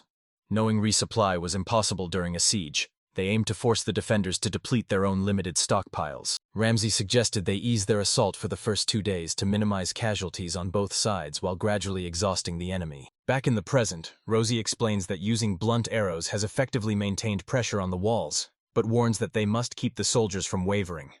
Suddenly, a guard rushes into the tent. He breathlessly reports that the enemy is showing signs of surrender, a revelation that leaves Ignis completely stunned. Shortly after, as the lords gather, Count Maurice von Dodd and his companions are brought before them, bound and restrained. The defeated count drops to his knees before the assembly. Ignis asks what caused his sudden change of heart, and Maurice confesses that with no hope for victory, he could no longer bear to see his people suffer needlessly. Ignis and the count share a heavy, silent look, acknowledging the weight of the moment. Ignis accepts his resolution, promising that the soldiers and townsfolk will remain safe and will not be forced into slavery. With no regrets left, Maurice stoically requests that Ignis proceed with his execution. Ignis signals his soldier, who draws his sword with a cold metallic ring. With one swift, decisive motion, the soldier beheads Maurice, bringing his life to a sudden end. Ignis then moves to cover the fallen count's body with a cloak. He turns his attention to Douglas and Dobie, demanding to know the truth of what happened within the count's territory. Dobie offers no excuses, admitting they were at fault and had been nothing more than puppets dancing to the Empire's tune. He reveals the full story. The Empire had manipulated Lord Maurice with the promise of a noble bride to secure his loyalty. Though Maurice was interested, the bride never arrived. The Empire had simply fabricated the arrangement to maintain control over the Count's house. 2 Imperial generals were sent under the guise of protection, convincing them to turn their bows against the prince with the promise of full support. Yet, those generals vanished the moment the battle began, likely fleeing as soon as they realized the castle was destined to fall. Abandoned and realizing they had fallen into an Imperial trap, they saw surrender as their only remaining option. He explains that Lord Maurice died in deep regret, haunted by the fact that he foolishly trusted the Empire's lies and brought ruin to his people. Faced with no other option, He prepared to sacrifice his own life to plead for the safety of his people. Listening intently, Ramsay felt something was off. Those generals had retreated far too easily, making him wonder if the Empire's true goal was simply to sow chaos within the kingdom. They were expected to provide strategic counsel, especially if the rumored genius Rosie was involved. But she simply asked which strategy they were referring to. Dobie explained he was referring to the relentless siege, where constant day and night assaults, and the use of those irritating, typeless arrows had completely exhausted him. Rosie immediately caught on and pointed straight at Ramsay, catching him completely off guard. The room buzzed with whispers about the boy's youth and his surprisingly clever tactics, while Ramsay himself wondered why she had singled him out. Rosie clapped her hands to restore order, signaling that it was time to move on to the next order of business. Ignis declared that the fates of Lords Dobie and Douglas would be decided soon, ordering his guards to escort them out. Turning back to the crowd, he announced that the ceremony for rewards and honors would now begin, starting with the first commendation of the campaign. The top honor went to General George, and as the room erupted in applause, Ramsay couldn't help but feel like the whole thing was staged. After all, no one had truly distinguished themselves. Even with the new territory, the staggering cost of the march in gold and lives was irreversible, meaning the rewards would likely just go to the high-ranking nobles. Eventually, Ignis concluded the ceremony, commending everyone for their service and hard work. As the assembly began to disperse, Rosie called out to Ramsay. She thanked him for his invaluable contributions to the campaign, to which Ramsay responded with humble gratitude. Rosie then revealed that Ignis had a reward waiting for him as well, leading a surprised Ramsay to a private meeting with the Lord. Ignis praised his strategic brilliance, crediting Ramsay's plan for their swift and easy victory, which left Ramsay feeling deeply honored. Ignis wanted to grant him a proper reward, but since there was no available land near Bartlett, he presented him with a heavy bag of gold instead. Though Ramsay was secretly disappointed by the lack of territory, he accepted the payment graciously. He realized he was boxed in. The Hendrick March blocked the north, the king controlled the eastern domain, the Borden barony lay to the west, and the southern dominion was strictly off-limits. To truly prosper, he needed more than gold. He needed land for crops and people to farm them. But he knew further expansion was currently impossible. Ignis read the expression on Ramsay's face, immediately sensing his hidden desires. He suggested that by aiming higher, a new path might open, leaving Ramsay stunned that Ignis could read him so easily. Ignis was blunt. If he truly desired more land, he would have to take it by force. Specifically, he urged Ramsay to completely devour the territory of the Borden Baron. Ramsay could only laugh in disbelief at such a bold and dangerous suggestion. He argued that it was an impossible task, given the overwhelming gap in their military power. Count Gardel backed the Borden Baron, and Ramsay's weak army stood no chance. However, Ignis questioned if he still felt the sting of his past defeat. Rather than just offering advice, Ignis pledged to lend his full support to the cause. Intimidated by the gravity of the proposal, Ramsay requested time to consider his options. As he made his way back, he encountered Hawk, who noticed something interesting. Hawk spotted the bag of gold and jokingly asked for a cut, but a distracted Ramsay simply brushed past him. He wondered how Ignis could even help given the distance between them. Knowing a clash against the Borden-Gardel coalition seemed like suicide. If he wanted his people to live in peace, he couldn't afford to let the embers of war ignite. He lamented that his dream of a quiet, slow life while developing his land was quickly slipping away. Upon returning to his domain, he was greeted by the sight of goats roaming the fields. Veronica welcomed him back to the now lively village, explaining that her master had sent livestock and supplies from his recent expeditions. Ramsay noted that since goats are hardy omnivores, they were the perfect addition to their barren lands. He ordered Eric to finalize the pens, only to find the diligent worker was already one step ahead of him. Before he could offer more instructions, Dany interrupted with an apology, urging the exhausted lord to head straight to the reception. It turns out an unexpected visitor was already waiting for him inside. Ramsay was caught off guard and headed to the drawing room, where a refined, well-dressed man was already waiting for him. Upon seeing him, the stranger smiled and remarked that Ramsay had finally arrived. Confused, Ramsay noted they had no appointment, but the man claimed he had been waiting quite a while for this meeting. The guest offered a polite apology for the sudden, unannounced visit. He introduced himself as Henry, the legitimate son of Baron Elma de Dominic. Ramsay recognized the name instantly, knowing the Baron governed the territory directly south of Bartlett. Puzzled by the timing, Ramsay got straight to the point and asked what business Lord Henry had with him. Henry explained that as neighbors, he wanted to pay his respects, having timed his visit to coincide with Ramsay's return from the front lines. Taking a sip of his drink, Henry praised the intriguing wine and asked if it was the famous Cass. Ramsay felt a flash of annoyance that Dany had already served their guests such a premium brew. He took a seat, masking his irritation by saying that Henry's praise made the effort of brewing it feel worthwhile. Henry was so impressed that he asked for the recipe, but Ramsay firmly told him that wouldn't be possible. This was a vital resource, and Ramsay had no intention of handing over a lucrative trade secret to a potentially naive noble. Undeterred, Henry shifted gears and asked to buy the wine instead, inquiring about the price. Ramsay quoted a staggering 3,000 rubella per cask, privately worrying that he was overcharging. To his absolute shock, Henry didn't hesitate for a second, immediately ordering 10 full barrels. Stunned by the easy sale, Ramsay agreed to the delivery, while Henry insisted that Ramsay visit his estate in return. Ramsay wondered if the man was trying to make friends like a schoolboy, but Henry simply set the date for 4 days later. With that, the noble took his leave, promising that he would be waiting for Ramsay's arrival. Dany remarked that the man was a total whirlwind, leaving an exhausted Ramsay wishing for nothing but a quiet break. By the 3rd of June, the group was finally on the move. Roger, Ramsay, and Dany headed south of the Bartlett territory, though Roger was already exhausted from pushing the heavy cart. Ramsay admitted it was his first time visiting the city as well, but when Roger begged to swap places, Dany reminded him they'd only just changed shifts. During a quick break, Ramsay asked about their plans after the delivery. Dany mentioned heading to the Dominic territory, though he struggled to remember the capital's name. Roger corrected him, noting it was called Dominion Dordom, a place Dany was dying to check out. Seizing the opportunity, both Roger and Dany began pestering Ramsay for some extra pocket money. Ramsay figured it was a fair reward for their hard labor, and promised to pay them as soon as the delivery was finished. Reinvigorated by the promise of coin, the greedy bunch rushed back to the cart, with Roger suddenly finding the strength to take the lead. Before long, they arrived at Dordom, where massive stone structures dominated the skyline. Seeing the long lines and strict inspections, Ramsay realized how busy this merchant hub truly was. Soon enough, it was finally their turn at the gate. Ramsay informed the guard he was from the Bartlett territory, arriving on official business for Lord Henry of House Dominic. The guards immediately shifted their tone, apologizing for the delay and asking him to wait as Ramsay marveled at the sudden show of respect. He had always viewed Henry as a bit of a spoiled kid, but the reception here was elite.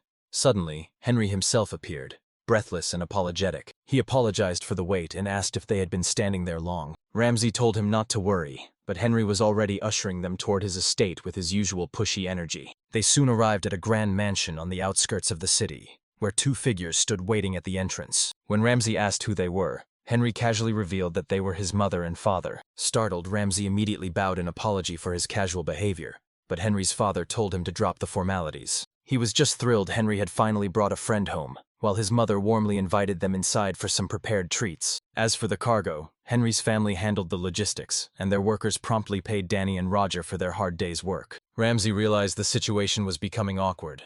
He couldn't exactly deny their friendship now, especially since he needed to stay on good terms with the neighboring lords. Henry's father then stepped forward, introducing himself as Elma de Dominic. When Ramsay offered a formal bow, Elma told him to drop the stiff act and simply enjoy himself. Overjoyed that Henry finally had a companion, his mother rushed over with a mountain of food and some pocket money for their outing, much to Henry's burning embarrassment. He quickly ushered Ramsay away, leaving Ramsay to reflect on how surprisingly normal and wholesome this family seemed. Once they reached his room, Henry told him to toss his coat anywhere and make himself at home. Henry laughed off the awkward encounter with his parents, while Ramsay complimented the room's high-end, top-notch furniture. Henry explained that they were a merchant family that had struck it rich, eventually buying their title from a struggling royal bloodline. Unfortunately, this new money status meant the traditional aristocrats viewed them as nothing more than outsiders. Seeing how much his parents doted on him, Ramsay realized they must have been worried sick about Henry's lack of friends, and that Henry's own attitude was likely to blame. Henry then asked Ramsay to at least play the part of a friend while his family was watching. Ramsay was taken aback.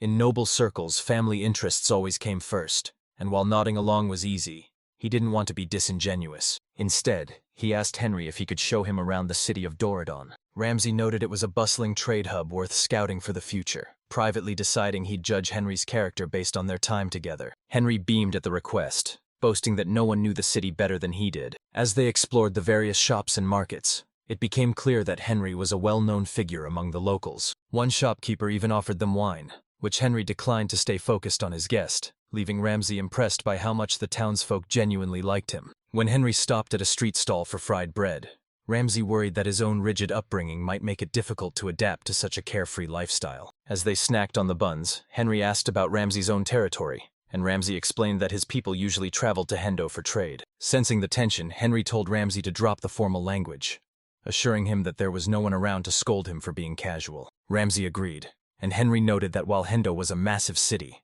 they weren't falling behind in trade. Ramsay let out a short laugh and nodded in agreement. Suddenly, a massive structure caught his eye, prompting Henry to ask if something was wrong. Ramsay asked if the building was affiliated with the Imperial Church, and Henry explained the city hosted many merchants from the Empire. Ramsay clenched his fist in anxiety, wondering if this meant the Dominic family was officially pro-Empire. He worried the Bartletts would be caught between Duke Ignis and Count Dominic, but Henry assured him they remained neutral. He explained that they were a family built on trade. As long as a customer could pay, they were welcome. Henry joked that nouveau riche like them didn't get offers from either side, but Ramsay told him not to be so self-deprecating. Henry then shifted the subject, asking if anything in the market had caught Ramsay's eye. That's when Ramsay spotted a particular flower that immediately grabbed his attention. Henry mentioned the flower was a rare import from the Empire, but Ramsay recognized it as something far more significant. It was the same flower from his grandmother's garden in his past life. He knew this was actually a potato flower. He urgently told the florist he'd take it, and she informed him the price would be 5 silver coins. Ramsay paid immediately, realizing that this world had not yet discovered the plant's incredible value as a food source. When Henry asked about his interest in botany, Ramsay played it cool, claiming that flower picking was a gentleman's hobby. Henry gave him a skeptical look before grabbing him, promising to take him somewhere truly special. They wound up in a suspicious alleyway, making Ramsay wonder if a place this secluded was even safe. They arrived at a door guarded by a large man, who welcomed Henry and was introduced to Ramsay. Ramsay politely greeted the man while internally questioning what kind of business operated out of such a dark corner. The man quickly revealed the truth. This was a slave shop, and he was the owner, Morris. As they stepped inside, Ramsay felt a wave of unease. He'd heard dark rumors about this place, but he had never actually set foot within its walls. When asked about his business there, Henry casually explained he was looking for a playmate to hire for the day, someone who would eventually be brought back to his estate for work. Henry departed with a smug grin, leaving Morris to tell Ramsay that he should speak up if any of the merchandise caught his eye. Remembering Veronica's request for slaves, Ramsay realized he couldn't let the moral compass of his past life hinder his progress in this new, harsh reality. He scanned the room, seeing people of all ages and genders on display, each tagged with a different price according to their perceived value. His eyes eventually landed on a mysterious door, prompting him to ask Morris what lay hidden behind it. Sensing his curiosity, Morris asked if he was interested in seeing the premium stock for himself. Ramsay agreed, and the two of them stepped through the door into a massive, imposing hall. Morris explained that this section was reserved for former nobles and clergy, the fallen elite who had once held immense power. Though their pride made them difficult to tame and limited their buyers, their highborn status made them incredibly valuable and expensive products. Looking at the captives, Ramsay realized that in this place, even those of high standing could be stripped of their humanity and sold like property. His gaze fell upon a boy in heavy chains. As their eyes met in the dim light of the dungeon, the gears of fate began to turn.